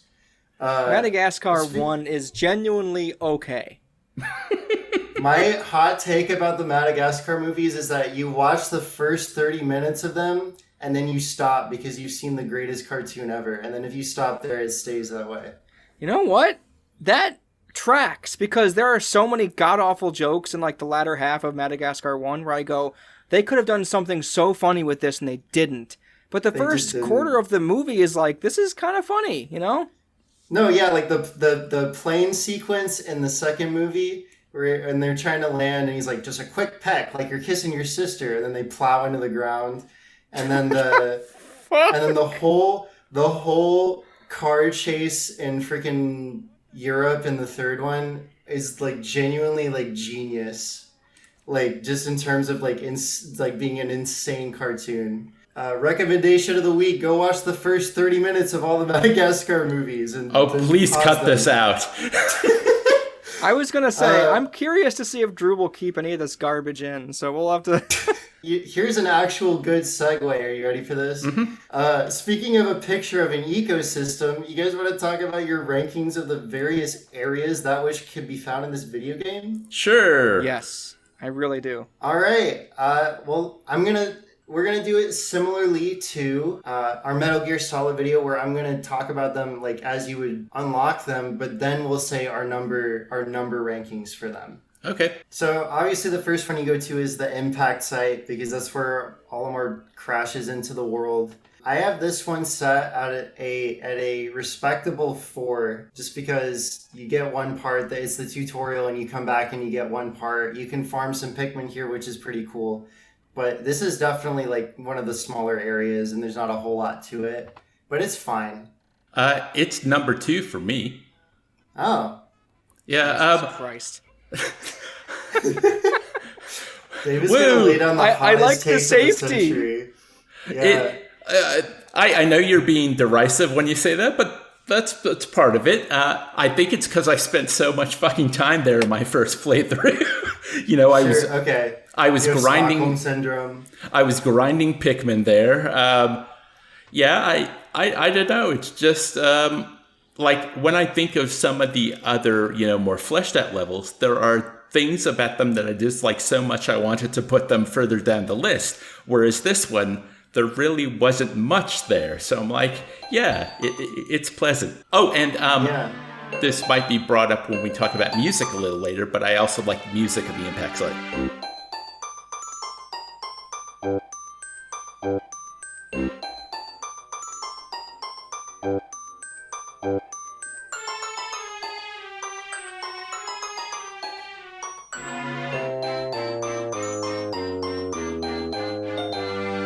Yeah, it's a very interesting track, because it's very like plucky, and it sounds kind of aimless, but like in a good way, because obviously it's the impact site. Olimar doesn't know what's going on, so like it's kind of confused nature. It's almost like a naive track. Yeah, naive is a better word. Yeah, it's very plucky, and also you can totally tell that, like, if you listen to like any of the boss tracks, like in the Wind Waker, you can totally tell that it's like the same guy that made the music for this game. Just from that very like plucky kind of instrumentation. I really like this guy's style a lot. The music is really good here. You know how high I have it ranked out of 5? How high? 5. That tracks. Damn. Yeah, that's fair. Listen. I really hate the first day. It's so ungodly boring for me. And then like when you come back, you know what? Actually, I'm gonna change it, because I'm gonna put it at 4. Actually, I'll put it at 4 because it's a really good song. I think this is like one of the better songs in the game. But also, I really think it's cool how like it switches which enemy you have depending on the day. So I'll put it at 4 actually. Okay. Yeah, that is also a really good touch that we've mentioned a few times. Yeah. Mm-hmm. All right, next area you go to is the Forest of Hope. And let's get this out of the way. Best song in the game, most iconic Pikmin track like of all time, straight up. Yes. Yep.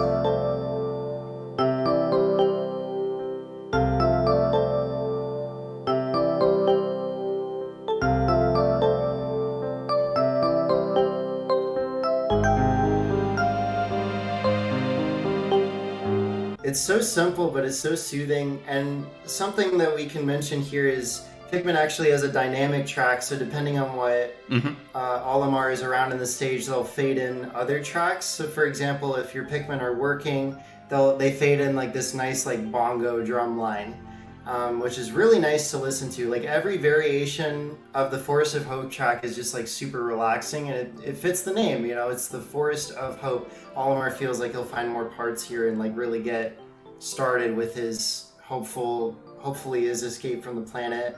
I feel like the name and the music fits it. As an area, as the first big area you get to explore, I really, really like it a lot. So I put it at 2 out of 5. I think Dork should go next. Okay. Also, I think we're kind of just already talking with the music in this section, so just because like it seems like that's what we're doing.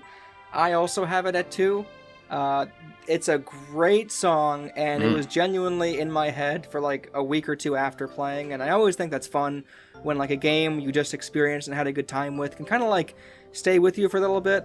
It's really nice. Again, it's the first real area where you're kind of set loose, and there's a bunch of stuff. Again, that feeling of like, oh, I can go here, I can do this, I can work on this. Oh, here's a bridge I can do. Here's a wall I can take down. Here's an enemy I can kill. It's great. Sorry, I forgot to mention. On the Switch port, I'm not the only one who heard about this either. On the Switch port, the song is a bit worse. I've heard it described as like the whole soundtrack. It's like it's being played through like an out of tune like record player. But like with me, all the instruments in this song sounded great. Like the bongos were great, like the little like xylophone, blum blum blum blum. The problem was when it did like the call and answer thing. With the other instrument, I don't even know like what it is. You know, like what I'm talking about, Drew, where it's like it does the xylophone, then then like a different instrument answers it at some point. Oh, like when the string section kind of comes in, you mean? Is it or the just strings? when it's playing that initial tune. Okay, I'm hearing it. It is the strings.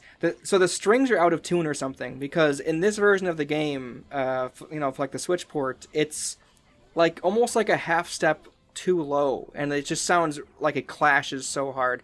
I'll probably have an example in there.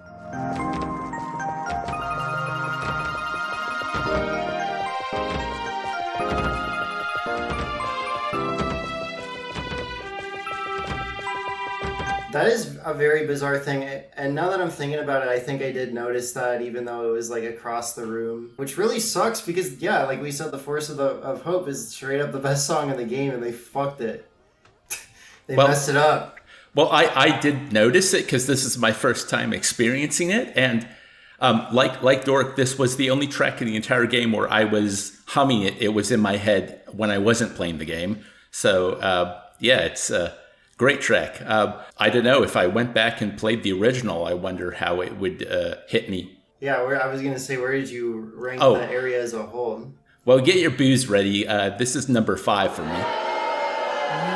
Oh, boo! It's just, you know what? You're saying that because of trauma. You're saying that because of trauma. No, I was gonna say I think it's all based on your experiences of your 2 playthroughs. Yes. Yeah. Mostly the trauma. That's why the ranking. Mostly the trauma of the first one.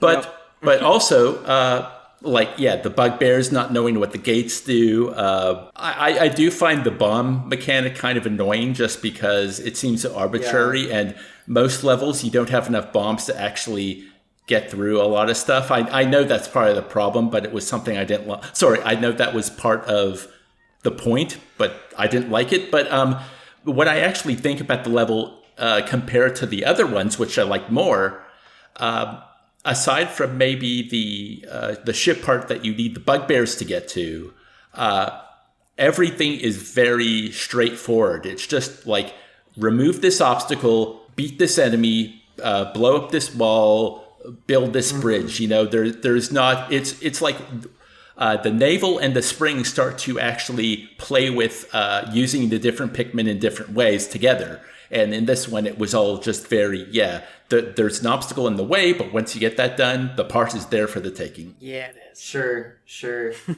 That's honest. I mean, that's honestly very fair. That's very fair. You are so insightful, Dave. Is there a channel we can, find more of your insight on? I wish I could share it with the world, but I'm actually very shy, and I don't want either my face or voice to appear on the internet. So sadly, we just found each other by happenstance. And this podcast will be deleted. Dave, if you were held at gunpoint by our producer Jamie, and you had to create a channel, what do you think you would call it? Well, we'll probably go through a couple name revisions, but It probably have something to do with my video game journey, and because my name's Dave, that probably sounds like a good thing. And if such a channel did exist, I think it would appear in the show notes and on in the description of the video portion of this podcast. Great. Now you guys are gonna have to this help was me. a You guys are gonna have to this was help a really me good work bit, in my guys. because Really I good really bit. don't know how I'm gonna bring it up. But speaking of complete self-indulgence, the Forest Naval is where the game really starts going nuts and playing with its mechanics, and it plays with verticality a lot more, which means you really have to be building bridges and tearing down walls so you can have a more efficient route back to base.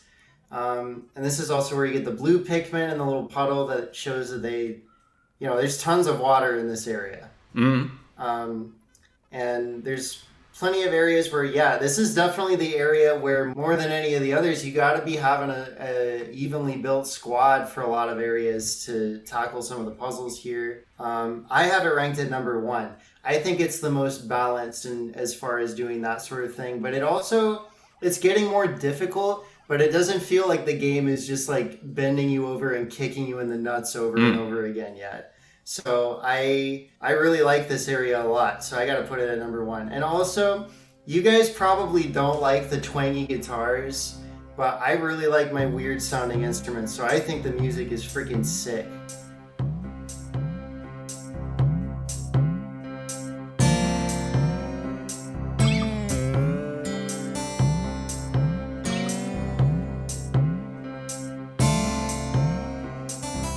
Okay. Yeah, the music didn't hit me for this one. Nope, it sucks. It's a little bit more ambient for sure, but yeah. But Dave, where do you have the Forest Naval ranked? As Dork serenades us with his ambience, this is number 1 for me too.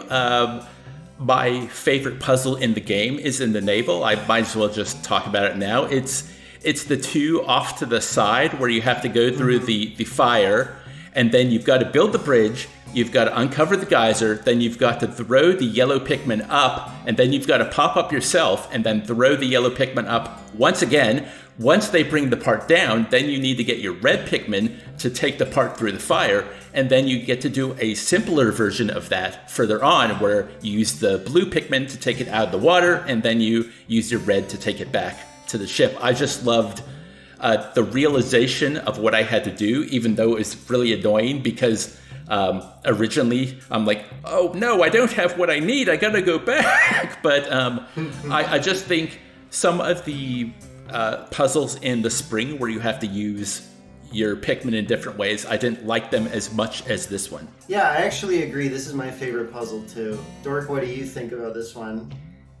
In terms of an area, it is also number 1. We all agree this is the best area in the game. And it again, I ranted about it because of all the frickin' stone gates, but there's just a lot of really cool stuff going on.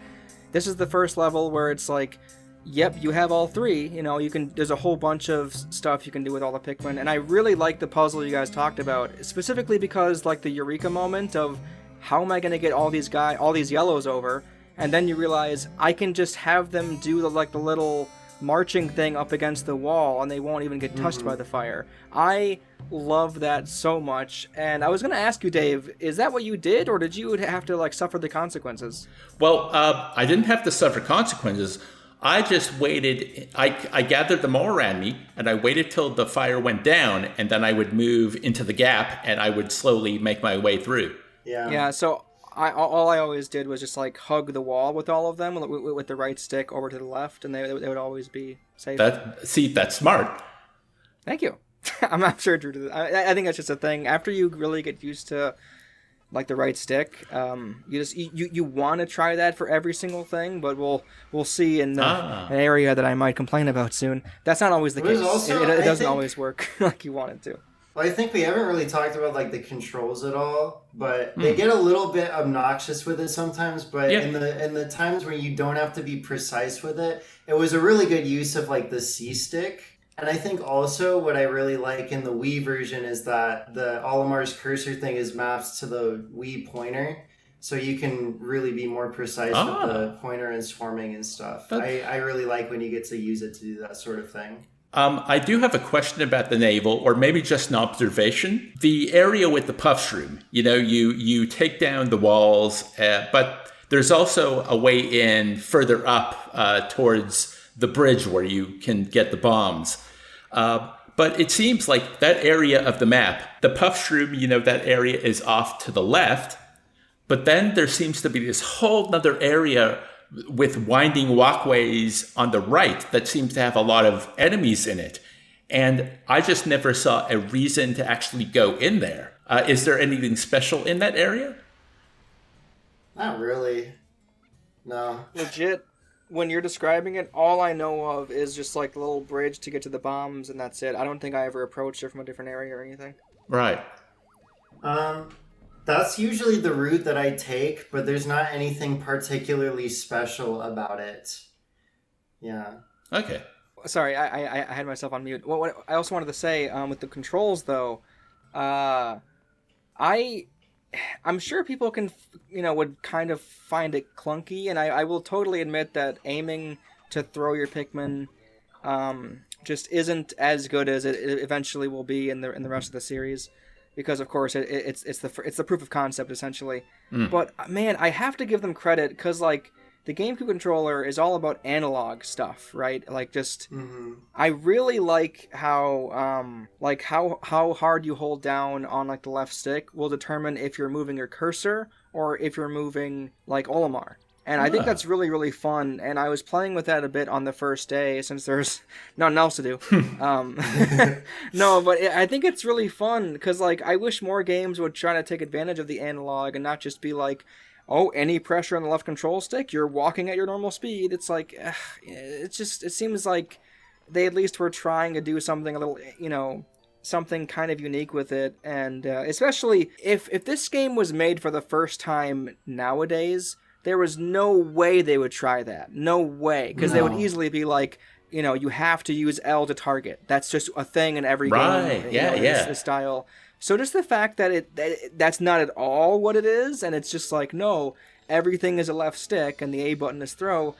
It's just kind of fun how we're not really going to get stuff like that again. So like for me, I was able to appreciate it, even though it was really tricky to aim some shots. It's like that. I wonder if that was a design philosophy with the GameCube, because it seems the controller was built around the idea of pressure.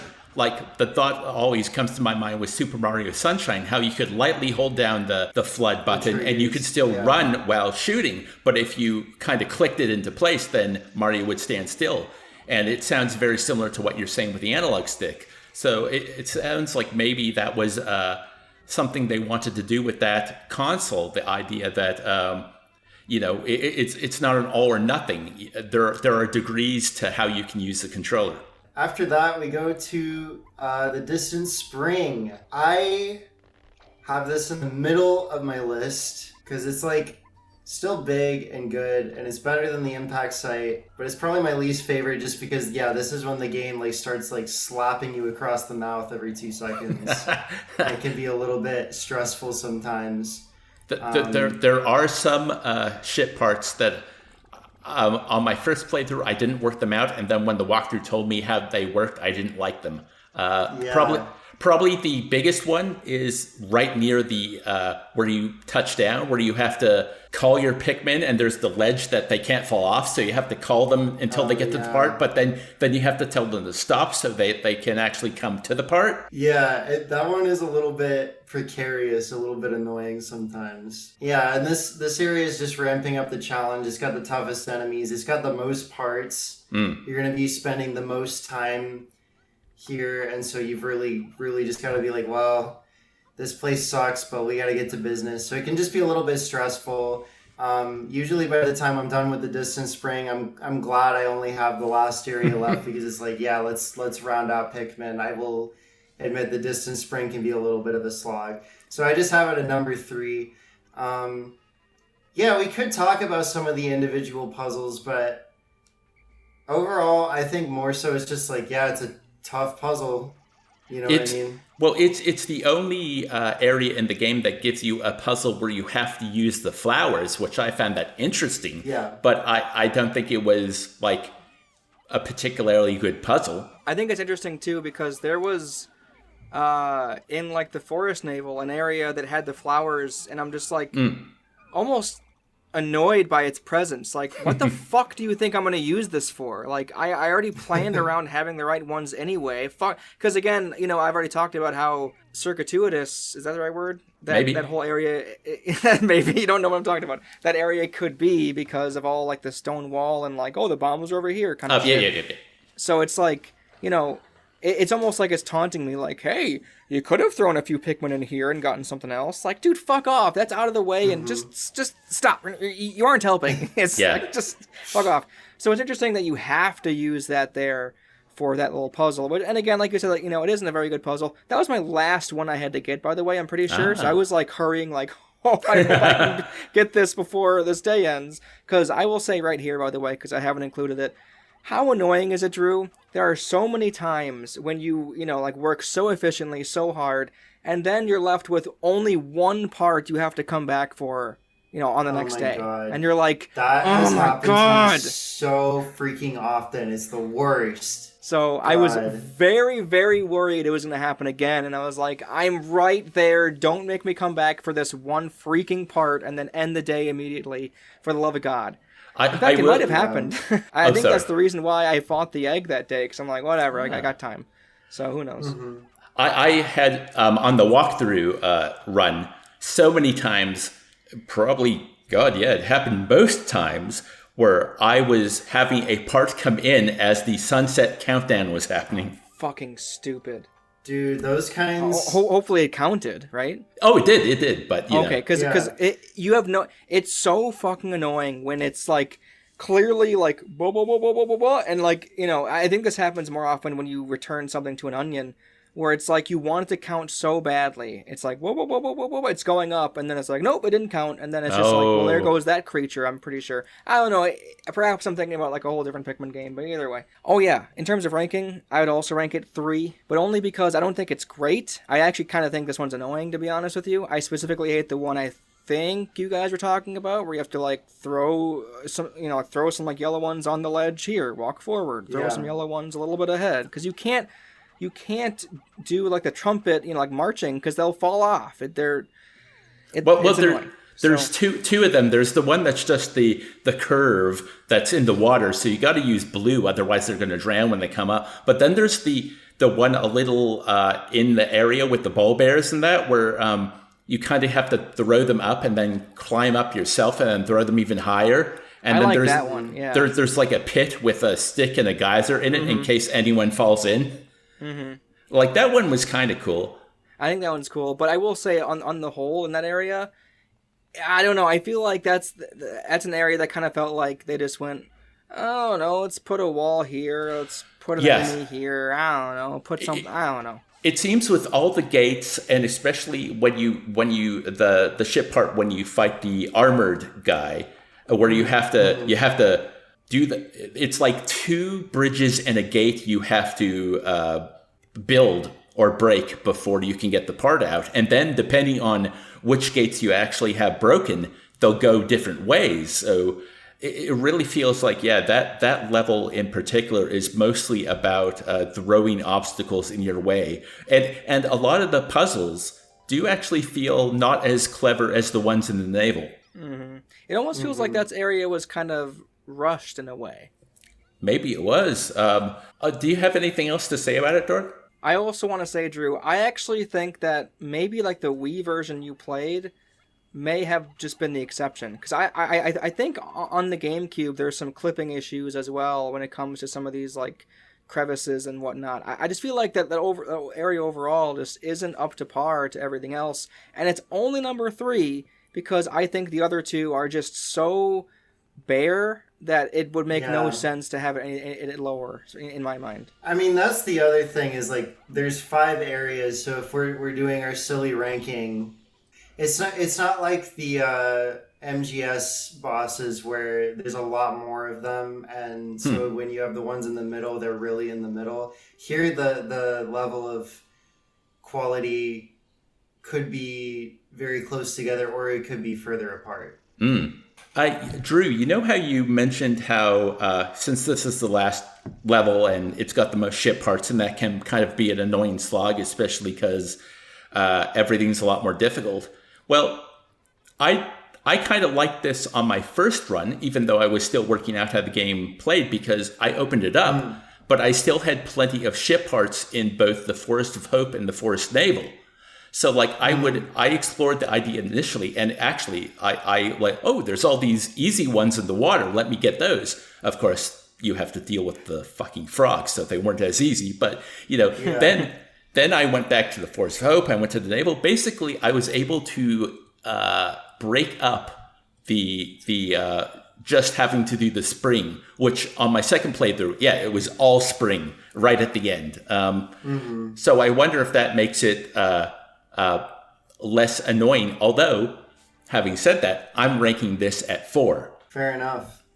I think this is like a common psychological thing that probably, I feel like, and I'm not trying to say that like my experience is what happened to everybody, but I feel like this probably happens to people pretty commonly, is that because you get new Pikmin types in the Forest of Hope and in the Forest Naval, then you kind of feel like you want to stick to those areas and like round them out before you go to the forest, the Distant Spring.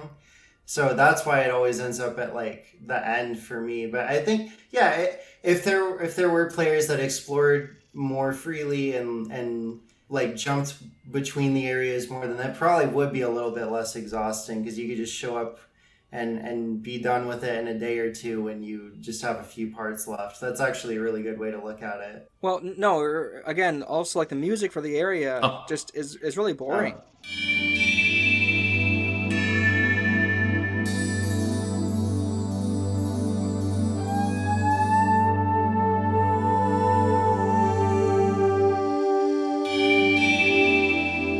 I can't recall it. Even I listened to the OST this morning before recording, and I was just basically looking for tracks that made me go, "Oh, yeah, I remember that. I like that," because here's some insight into folks who do watch my videos. That's how I choose what music from the games I cover I'm going to put in my critiques. I go through the entire OST, and if a track kind of hits me the right way, I'm like, "Yeah, I'm using that one." Yeah, I don't like the Dave Lore. I don't like the track for the Distant Spring at all. It's like just ambience, but it doesn't really feel like it's just ambience like towards anything.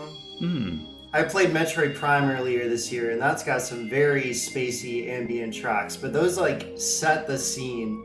In Metroid Prime, like the ambience really does like serve to set the tone. In the Distant Spring, I really do not get like what type of tone they're trying to set with the music. Like we literally talked about what the Impact Site and the Forest of Hope accomplished, because it's like really clear. With the Distant Spring, I literally have no clue what they're doing. I literally have no clue. I have one answer. It was something I actually wanted to bring up, so thank you for reminding me, because I'd completely forgotten up to this point. So when you mentioned this was a launch title, I went, because one thing I remember was just how good the GameCube tech looked originally, especially the water tech. And that was kind of what hit me when I finally got to Distant Spring. Like, as I'm playing the game, I'm playing it in 2023, and there was... I do play a lot of old games, and I grew up through most of the generations, so I am usually good at being able to put a game into its place historically and technologically and give it props for what must have been really cool at the time, and if I still think it looks cool with what it's doing. So as I was playing the game, the sheer number of Pikmin on screen, how it all moves fluidly, and how there are other enemies and other things going on. Like, that's very technically impressive. I had that in my head. But the only time I actually kind of sat back and went, wow, was when I first hit the Distant Spring, because it really shows off the GameCube's water tech. I remember looking over the water, and it hit me. Yeah, if I played this game in 2001, 2002 was when the GameCube came out. it probably would have been quite beautiful. A lot of the rest of the game probably did that as well. It just didn't hit me as someone playing it right now, 20 years later or so. But I was able to kind of think back to how beautiful that water would have looked. I would That's even fair, say the and water still looks pretty good now, alongside its peers, especially. I would say, like, I'm hearing it like right now. Yeah, it almost feels like the music for a water level, and I think that's kind of what, like you're saying, like, all the water is supposed to make you go, whoa, like water. But I almost think it kind of suffers from like being the, like the de facto final area. I feel like if this wasn't the final area, me and Drew probably wouldn't have, like these thoughts, on it, because it'd be like, yeah, it's a level, whatever. But the next level, because the next level is just, a really short nothing thing. Yeah, well, it's the ending. Yeah. I disagree a little on that. Shall we get into it? Yeah. Guys, I think we should probably get into it, guys.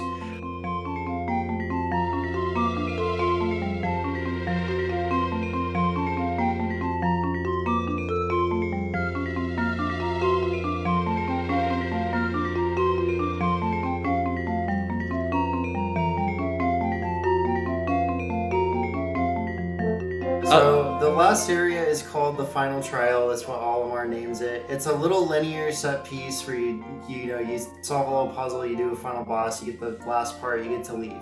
Yeah. Yeah. Well, maybe I'll start off because you can probably hear it in my voice. I'm actually enthusiastic about this as a final level. Go for it. Take it away, man. I ranked it number 3. First off is I thought the little puzzles leading up to the boss were pretty cool. Just like, set the fire Pikmin going off in this direction so you can have access to them later. Send them through the flames.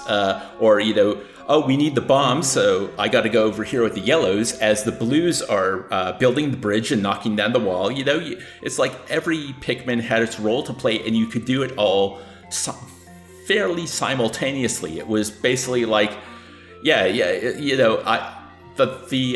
metaphor in my mind now is, I guess, like the idea of a busy kitchen where you've got 5 things to do and you're kind of doing a bit of everything at the same time. But yeah, so like when I got through that to the final boss, and even how you should walk around him so you can break down the wall and get access to the infinite bomb supply, which I'm very happy that exists. I thought the puzzle was really cool, just the simultaneous nature of it. And then, do we want to talk about the boss separately to the level, or should I just go into what I thought about the final boss now? That's fine. It's all the same. Go So for it. Go for it. I love the design. To me, it looked like a big stupid dog. The boss fight itself was difficult. I had to do it twice because I lost 2. Oh, the first time I'd taken too long to get to him, so sunset was approaching, so I reset the level. But it's like once you kind of get it, it's easy to bait him out. It's easy to... I like the idea how you're having the Pikmin attack his tongue. That's kind of cool. It is scary if you accidentally have Pikmin in front of his gaping maw, because even more than the bugbears or whatever they're called, this guy just gulps everything. And he went down pretty easy. And, phase 2, it's supposed to be, scary. He now jumps up and splats you. It's like, oh, that's the easiest thing in the world to avoid. I don't know. I just felt, even though this was like the final challenge, I really enjoyed how the whole level worked, how the final fight worked. And I felt a mastery over it that I didn't really feel for most of my play. Sure. That's a really good way to think about it. I only have it ranked at number 5, and that's purely on the basis of content of the level. Because I also really, really like the puzzles, and it is really fun to be like, yeah, I'm going to do this puzzle that I know how to do like really, really fast. It's like whenever I return to a Zelda game and I do a dungeon that I've already done like 50 times before, it's like really fun to be like, well, I can do this like really quickly now. So I actually really do like the final trial a lot, and I think the Emperor Bullblacks is really fun. For some reason, I'm forgetting. Did you say that you did like the bomb cheese? Did you know you could do that? Not if there's a cheese, I don't know it, but like there always were more bombs to collect if I wasn't like in my first attempt, I wasn't really baiting him well, so I was wasting bombs trying to attack, get him to lick up the bomb. But in my second go, it was easier. Yeah, so he gets really stunned if you sacrifice like one Pikmin with a bomb, like he will be like stunned for like 10 seconds, which like makes a huge difference, which is really, really funny. I think it's a perfectly fine boss. Yeah, I think the puzzle itself is stronger for the most part. But I do have the final trial ranked at number 5, just purely on the fact that it is the final area. It's the same puzzle every time. Like every time that you do a playthrough of Pikmin, like you know exactly what's at the end. You just do it, it's done. But I do really like the final trial. I'm so with you, yeah. I just like to say, bomb strat, more like yawn strat. No, I honestly, this whole level to me is just so boring. The only thing that I was kind of like, oh, that was kind of clever, was how you had to push the box by like going all the way through the water and kind of, or I forget exactly. No, you had to put your reds on like little like narrow thing, drag them all the way over, and then have them push the box. That was the only kind of cool thing. It's so linear, and this is not at all why I like Pikmin. I love Pikmin for like you can do this, and like you're working towards like a lot of things at once. And this one, yeah, you technically are if you play it that way. But for me, I was just like, it didn't hit me at all. And like the boss fight, I guess I'm watching how I played it, and like it's very much throw Pikmin at his cheeks and then call him back. Throw Pikmin at his cheeks and call him back. So for me, it was just a normal boss fight, and I was also like, oh, didn't even know this guy was in the game. I fought him so many times in other Pikmin games. I was like, oh, I guess he came from this one. Cool. And then once I saw that the walls you knock down just unlock bombs, I'm like, oh, geez, whatever. Like, I was just so done with it at that point. Like, whatever, man. I ranked it number 5. It's a big, okay. I don't know. I mean, it has one part. I don't know what I was expecting, but I was just like, oh, this is literally it? Okay. Yeah. Now, hang on. I'd like to take over here. Dave, I don't think you were nearly negative enough. I want to hear you get upset and get, like, negative on something. Hey, it's been, like, 5 years since we played the game, so, like, the anger is dissipated. Yeah, that's true. That was part of why I was reading my notes as well, because, I capture the emotion of my gameplay session when I write my notes after. And, yeah, it was very much stronger versions of what I've already said. I hated the time limit. I really wish it wasn't there because it added too much pressure for a game where I didn't know what I was doing or what the game wanted from me. And by the time I finally worked it out, like it was fun to try and see if I could actually get everything done before the end, but I couldn't. And then I'm like, oh, I got to play this again. But like, I think I adequately conveyed my frustration about certain bosses and enemies that I despise. I never felt like I was able to throw the Pikmin correctly. I ranted about them tripping and getting caught on geometry and how I used to care about them, but then, you want to get left behind? I really don't care anymore. Although I think I would care more if I actually let the cutscenes at the end of the day play out and you get to see them getting eaten. Yeah. Yeah, it is kind of a shame how after a while, I think even like the most like diehard Pikmin fans, I mean, we just kind of skip it, I think we just want to get back. And I feel like that's one of the drawbacks to this whole framing device, because it is great. I like having time limits, but if really all you're doing is just skipping the cutscenes, skipping the dialogue, saving, and going back, I almost wonder, is the time limit mechanic really that necessary anymore? Like, I almost think an overall time limit where, like, you don't have, like, a night-day, and instead you have, like, 5, or how about, like, 2 in-game days, which equates to about, like, 5 hours or something, just, like, almost like something like Dead Rising. Sorry, guys, but I'm being serious, though, because it seems like you have to go through the trial of, like, oh, it's sunset, got to go through, end the day early or like wait for it to whatever, skip this, then save, then skip that, then skip that. All right, like I'm landing again, get all the Pikmin out again, start again. It just seems like there's a lot of...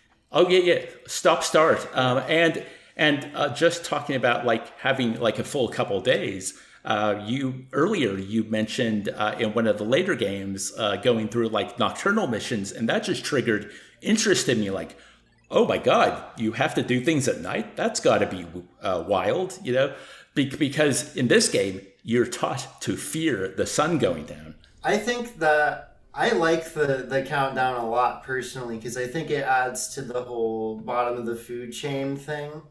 And I think more than anything, that's what really gives me the motivation to be like, no, I'm making the most out of what happens on this day. So that gives you that sense of micromanagement. It's not just about like, well, I've got all the time of the whole game. You know what I mean? It's like, no, I need to maximize this time now.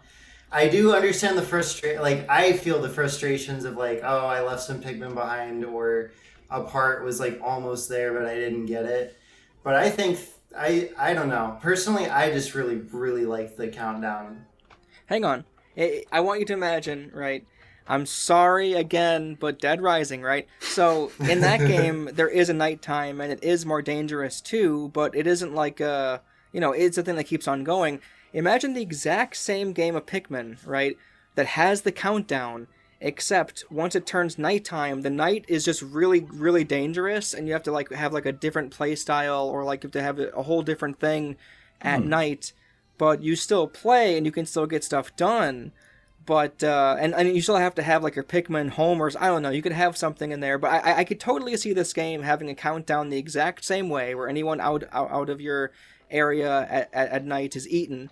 Like the moment it happens, essentially. So you still have the punishment and the countdown, but you don't have the constant start and stop. And maybe with the nighttime, you can have, like, a cooler, perhaps, like, a secondary picture of the ecosystem, in action or something. Sure. But again, for 2001, no chance. Yeah. So obviously, yeah. And you know how when I was talking about considering the technology of all the Pikmin appearing on screen, one thing that did strike me is because that's often a criticism of, especially like launch titles or first-gen games on new consoles. A lot of them, you look at them and you're like, well, this could have been done on the last generation. This just looks better. But, I feel like a game like Pikmin, just like a game like Mario 64 before it, it's like, no, we could not have done this on the previous generation. With Pikmin, it's obviously like the whole premise is like, look how many little guys we have on screen at the same time. Yeah, dude, that's so true. It's just like Dead Rising 3, too. Yeah, same thing, like just the number of zombies. I just wanted to bring up, I hate Dead Rising 3. I was just being a dick. Yeah, but it might have, I don't know, was a selling point of that game more zombies than ever? It totally was. I was saying it like ironically, but you are right. It was a huge selling point of like the Xbox One can push now 500 zombies on screen. Like that is a thing. But that was a big thing about Dead Rising 1, right? Like on the 360, you could not have done that on the Xbox. That was the time when console generation leaps were like still huge, There is a theory that I kind of partially believe in, like the idea that the PS3 was the last big generation leap. Like after that, the PS4 and the PS5 have seemed more iterative or just small boosts instead of like the jumps that happened before. Yeah, and I think that's always going to be the case, though, because I mean, like, you can't, like, what more could you do? Like, but besides, hey, we're going to have you control 10,000 things on screen just for the sake of it. Like, what really more could you do? Besides making it look a little bit higher resolution, or if you're anything like me, maybe up the frame rate a bit more than 30. I just remembered it, but that, like, one of the big selling points of the PS5 and the new Xbox was the idea of the solid state drives, the idea that they wanted to eliminate loading times. And I guess that is probably a bit as big a jump as anything. It's just not something that's apparent looking at a game, I guess. And unless like that new Ratchet and Clank was built around the idea of, look, no load, look how seamless it is. See, that's interesting because like that is a thing. I know it is a nice thing, but it's a combination of two different things. And hang on, this will make sense once I'm done. Yeah. You know, it's a combination of two different things. And, like, the new thing, we've already seen. So, for example, if you play an indie game on your PC, you're not going to have any load times, because why would there be? It's a simple game. So we've already seen plenty of games with really low load times. So that is, for us, that isn't a big leap as much as the PS2 to PS3, you know, in terms of, like, just the sheer visuals, right? Whereas, really what they're offering is low load times, but with this pretty looking game. That's nuts, isn't it? It's like, I guess if you like the pretty visuals, sure, but no. Well, my joke now is going to be, I hope the PS6, if they really want to wow me, have a AAA game be under 50 gigabytes. Never. Yeah. Jesus Christ. That could never happen. Dude, I literally was laughing so hard because I got FF16 shipped to my house, right? And I look at the back of the box, it says 500 gigabytes. I'm like, well, I guess that's the norm now. But then I ordered Signalis, right? And it came to my house and it said 5 gigabytes. So it is literally 100 times smaller than Final Fantasy, and that is so fucking funny to me. It's wild. Actually, because I know we're going to talk about music, but this is also kind of wind down, just talking about the game in general. Yes. I have one more question I did want to ask, just because it was something that entered my mind as I was playing. Do any of the future Pikmin games have a button where you can send your Pikmin back to base? Kinda. Okay. Yes, kind of. It's not as like it isn't as early in the series as you hope. It isn't in 2. I don't think it's in 3. But even like in 4, it's an extra tool that kind of works, but it's also not really what you want, in my opinion. Oh, okay. Because I told that story about how I had a lot of Pikmin left behind. What it actually was, it was my favorite puzzle. Using the blue Pikmin to get the part out of the water and then using the reds to take it back to ship. And that happened like very close to sunset. So what I did, I saw that red flower there, right? So I'm like, I know this turns them into buds. I don't have time. I need to get back to the ship. I just threw all my blue Pikmin into the red flower, right? And then I went back to base and I ended the day because the part only got halfway back. I had to get it the next day.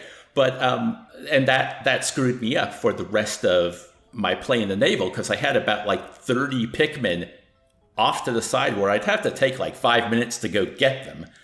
So I never got them again. No, I'm glad I didn't interrupt you because I was going to say, Dave, that's a genius idea you just had, but that clearly is it wasn't really smart. But apparently it fucked him up, so maybe not. It did, and that was when I thought, if only I had the ability to just press a button, send them home, although that would have been trouble because they'd have to go through the fire. But just the idea that there were times where I like, well, if you guys are carrying a ship part, you know how to make your way back. Why can't you go back without my help? In that case, the tool in Pikmin 4 would have helped you because it sends everybody not already in like your party all the way back to home. Okay. I think it's called the homesick signal, right, Drew? I don't remember what the exact name is. Wow, but, Drew, you call yourself a Pikmin expert? I will have them memorized when it is time to sit down and write this shit out. I will have it memorized by then.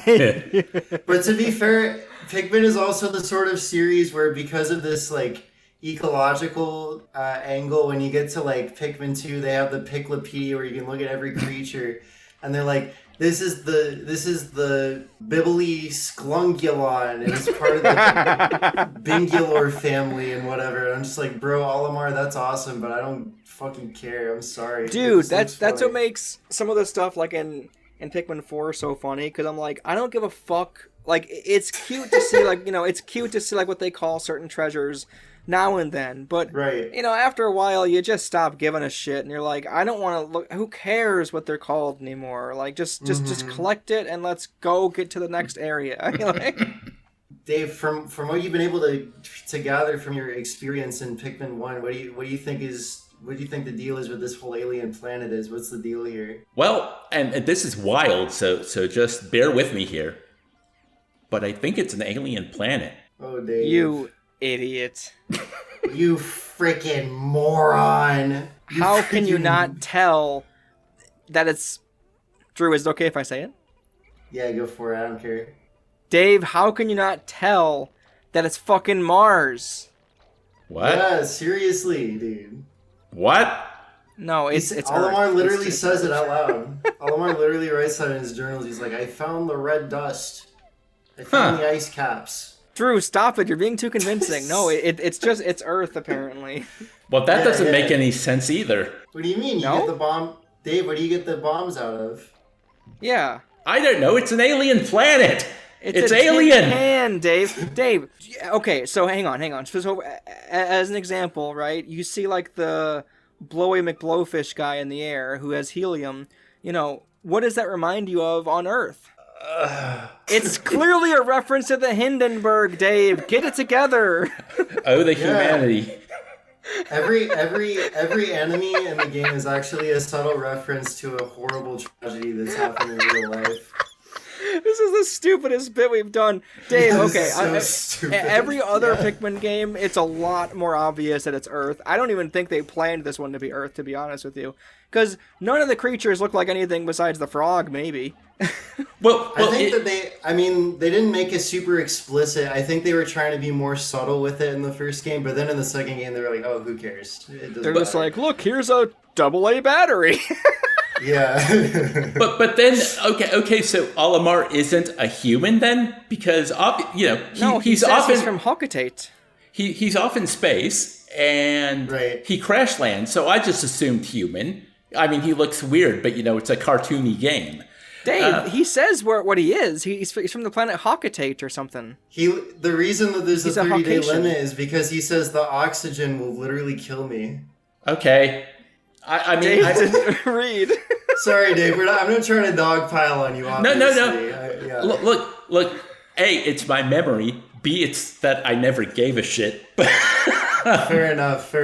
Yeah. Yeah, I will say I think Drew cares the most about it. I Yeah, actually true. really liked their idea. Oh, I forgot. It was earlier in the podcast, Drew, what you were talking about. I was like, oh my god, that's a really cool idea you had about the little story thing. That was great.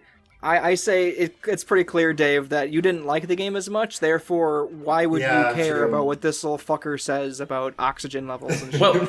well, because the idea that he was talking about oxygen, like, okay, probably that would have made more sense. I must have been in a really weird headspace because, no, because Probably. as I said, looking back, the idea of all the simple things that I didn't know how to do in the game. As you pointed out, a game made for younger players. And so you also have to also know this came with a manual though. didn't read the manual. No, I'm not saying. No, I'm saying. You know how you were as a kid. You read manuals on the way Yeah. home. So I Yeah, if guarantee you you were that, a you know, kid, they you would showed, have, yeah. here's a wall, break it with Pikmin. I guarantee you it says it on there. Oh yeah, and it might even have been more explicit because I remember him talking about oxygen running out, but I just thought that was more like, oh, maybe the oxygen has a different composition, like the what I need to breathe is different than what's on this planet. I wasn't thinking that, oh, I'm from an alien planet where we don't breathe oxygen. This planet has it, so it's going to kill me. Sure, yeah, that's fair. Well, yeah, sorry for getting in your face about Eh. it, but I was just trying to have It's Hey, all you gotta good. catch up on the lore. Listen, I'll be straight up. Pikmin lore is 10 times better than all of Marvel. I don't give a fuck. That's my hot take. Pikmin lore is actually good. Boo! That's a dumb opinion. No, you're right, because it's actually a really cold take. Because everybody. You know what's knows it. hilarious though, Drew? If you were born, like, it's just so funny that you happen to have been born at a time where, like, when you were in high school and, like, are in college and stuff, and as an adult, you're just surrounded by this shit. You know, like, the Big Bang Theory is popular. People love talking about nerdy shit, you know? But, dude, like, fucking 20 years ago, you know, even longer, like 30 years ago, people no one would even be saying Marvel Comics if not for just like, oh, Spider-Man, I heard that once or twice. Like, it was so niche. Like, maybe Batman and Superman, true. but That's true. it's just wild that now it's so saturated. You're like, listen, all these billions of comics, no That's lore actually in them at true. all. That's probably true. I probably would be like a huge nerd about that sort of thing to some extent if it was still far less popular. Yeah.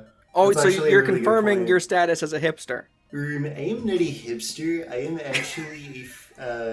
actually a epic Chad.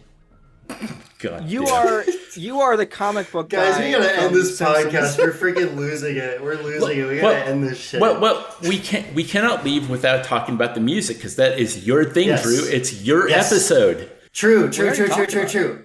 Guys, title theme, weird but good. Not my favorite version of the Pikmin main theme. I'm And they doing got, like, the title the- theme. Yeah. Yeah, that's the title theme. And then they have the mouth harp. It's like boing. You know. By the way, you don't need to put examples of the music behind us talking like I did with the Chrono Trigger. You're doing it yourself. Hell yeah. Guys, I'm gonna add it. I like the end of day music is very good. Obviously, we all skip the cutscene eventually. Oh, But it's I really like the bells.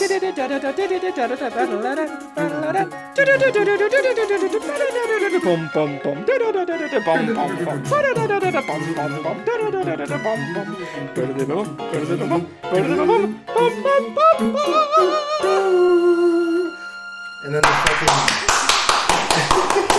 that was And then the really good. spaceship- I And then just the pictured spaceship, Dave comes in with slapping the- someone's ass. Like, fuck.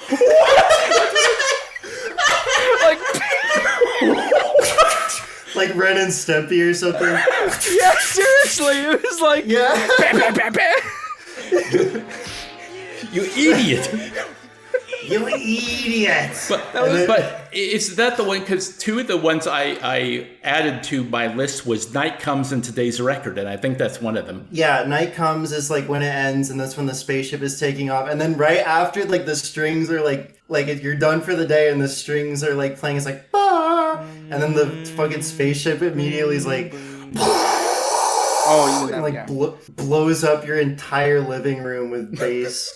Like And then after infinite that, bass. it's a really sick, like relaxing. Boom, boom, boom, boom, boom, boom, boom, boom. Dude, there's some bangers in the soundtrack, dude. Like people sleep on this shit.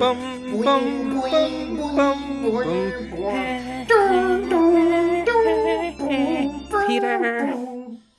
For those of you who've made it this far into the podcast, if you have friends who bailed before this point, you got to tell them what they're missing.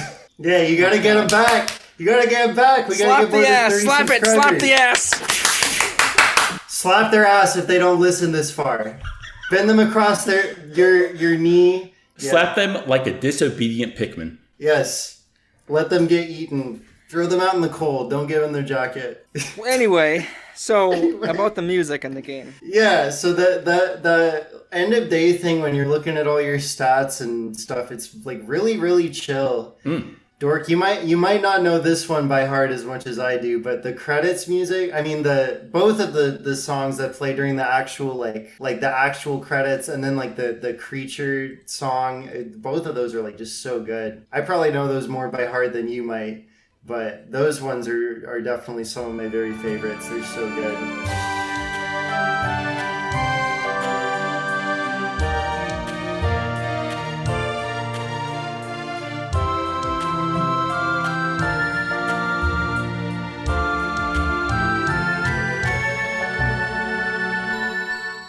So, does anybody have any closing thoughts about Pikmin 1 for various Nintendo systems? It's, yeah, Dork does remember I'm that trying. one. I'm listening to it now, and I don't got it. I like the part in the middle where like the Pikmin start like doing like military chants, and it's freaking awesome. I know I phrased that like a bit, but like they actually do it, and it's like really cool.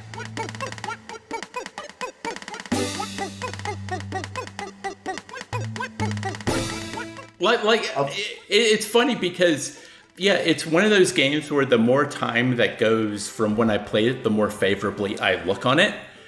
Because, yeah, it's got really neat character designs. It's a really interesting premise. The music's pretty good.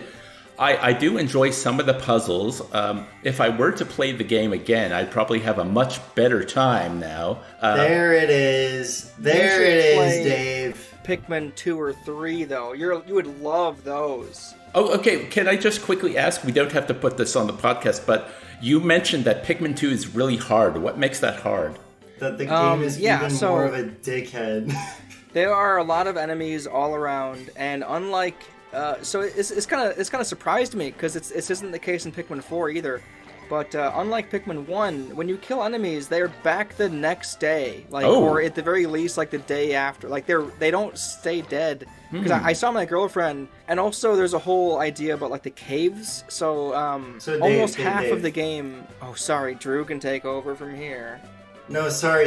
I'm just trying to say, Dave. Here's what makes Pikmin 2 so hard, is that the caves are randomly generated dungeons that you can only bring your outside. You can't replenish Pikmin in the caves. Oh. You can only bring who you have with you, and then they have randomly generated like enemy and obstacle layouts. Oh.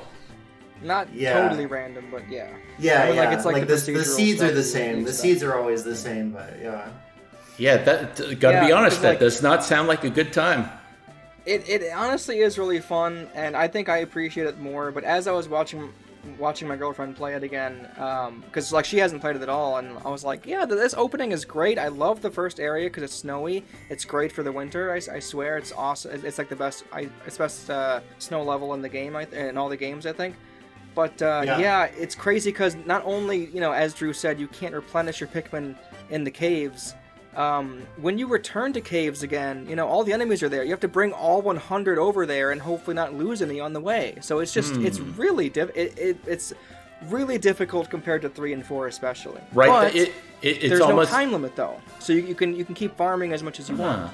Is it kind of, you think they maybe overcorrected with an idea they had about how they wanted where they wanted to take the first game, and then considering what happened with 2, they kind of moved back a bit for 3? I think they were trying to, get like what they wanted out of this series. It was kind of in flux still. Because if you remember, like Pikmin 1 and 2 were, on the GameCube, but then Pikmin 3 was on the Wii U. So it was a long time later that they made Pikmin 3. Okay. I think that was just more of like a, this series can come back. And of course, Pikmin 4 is the exact same way. I actually do have a little thought.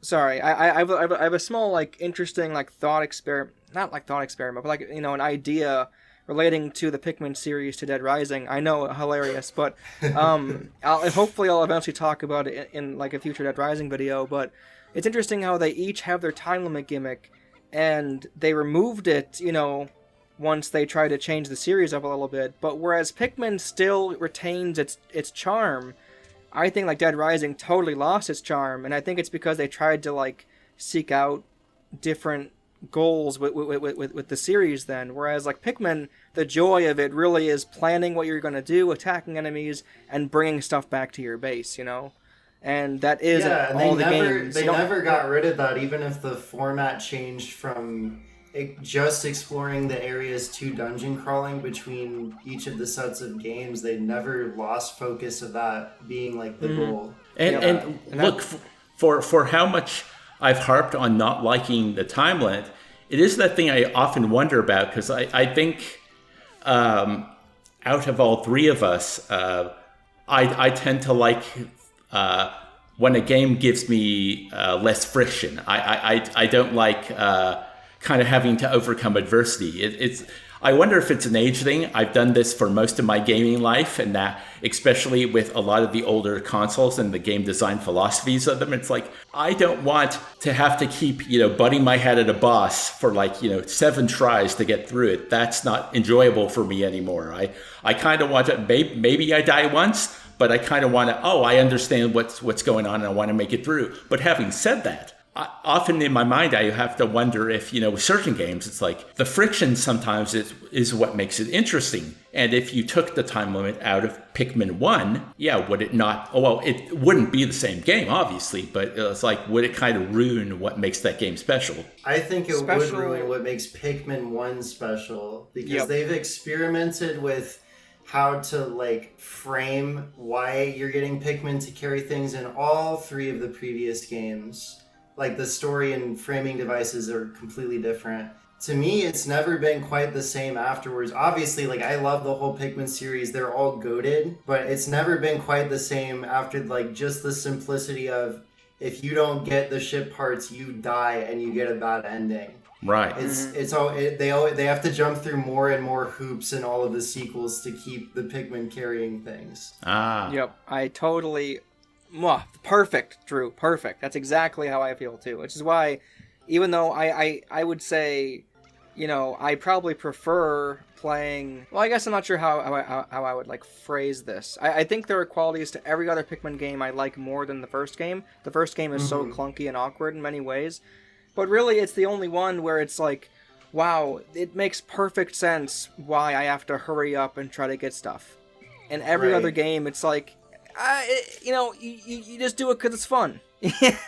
And there is that thing, I know you both have probably come across this. I don't know if we've ever discussed it before, but it's that idea with sequels where, a sequel to the game will often take the idea of the game and then a lot of time it will sand off the rough edges. It will make it bigger, better, more quality of life. It will streamline things. It will try and fix things people found negative about the first game. And if you want to talk objectively, which I hate, it's a lot of sequels are easier and better to play, and there's more to do than the game that started off the series. But I often find that, even I just talked about how I don't like frustration, I don't like friction, but there's something about a game with rough edges that I still really appreciate. And I guess it's that thing where, as different or as enjoyable or as the sequels are, I guess it's at least with Pikmin, it's it's this thing, it's what it is. And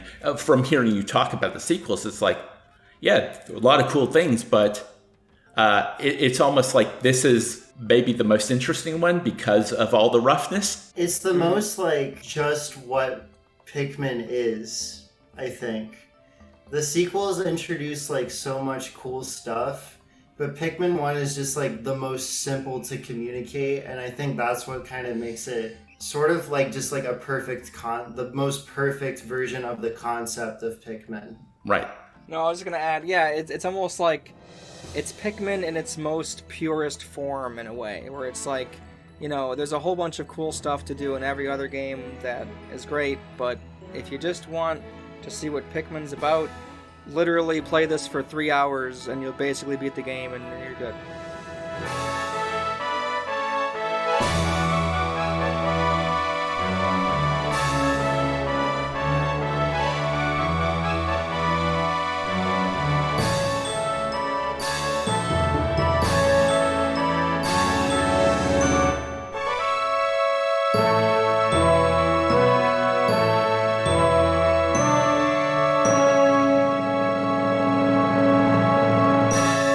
Well, that concludes our discussion on Pikmin. Let me get my Discord open here, because now the roulette wheel of fate has been reset, and now Dave and Dork are up on the rock, paper, scissors chopping block. We haven't had to do this one for 8 months or whatever, guys. Fuck it, yeah. I'm picking Catherine full body. So if I win, we're going with the PlayStation 3 classic, Catherine full body. Oh, goody. And Dave, you said if you win? If I win, I've picked the point-and-click adventure game classic, The Secret of Monkey Island. Great. And like I said, I'm not choosing paper. Okay. Cool. So you guys are going to send me your little votes, and we'll see who wins. Okay. Ooh, it looks like Dorkax has won yet again. Okay. Cool. Wait, really? Yeah, you did scissors, Dave did paper. Dave! Yeah. Dorkax is becoming the king of gaslighting on this podcast. Well, No, I told the truth that time. He told the truth last time too, but look, I actually didn't take what he said into consideration. I just decided to pick what I wanted to pick. That's fair. Fair enough. I think saying what I'm not gonna pick also opens up, like, because there's two choices then still. So Yep. anyway, wow, this is very unexpected. I wanna thank the Academy, and I also want to thank God, of course, because He's real up there. Amen. And I also want to thank my family. I hear the music going already. Guys, it hasn't even been 20 seconds yet. No, okay, yeah, we can do Catherine full body next time. Oh my fucking God. This is not playing for this at all. So here's the thing, though. Pikmin was supposed to be a short game, and this episode was supposed to be out months ago. Catherine full body Is a much larger game. But it's like Linkara, the famous Power Rangers rant. It'll be out when it's out. that is fair. All right, sounds good. We're gonna be doing some freaking Catherine full body. for the PlayStation 3 next. We'll see you guys in a year. This has been post game clarity. Literally, it could come out in January. Who the hell knows? Anyways, this is black. Okay, just end it, Dave. Bye. No, hang on. Let's reel it in. You can edit around that. So let's just say, it could come out in January. It could come out in January. Oh my fucking God. All right, try it one more time. Drew, do you know what you're... Okay, should I say this if you don't have anything to say after it? No, how about you just say, Yeah. We'll see you next year, because I think that's funnier. I won't say my thing. All right, we'll see you next year, everybody. Have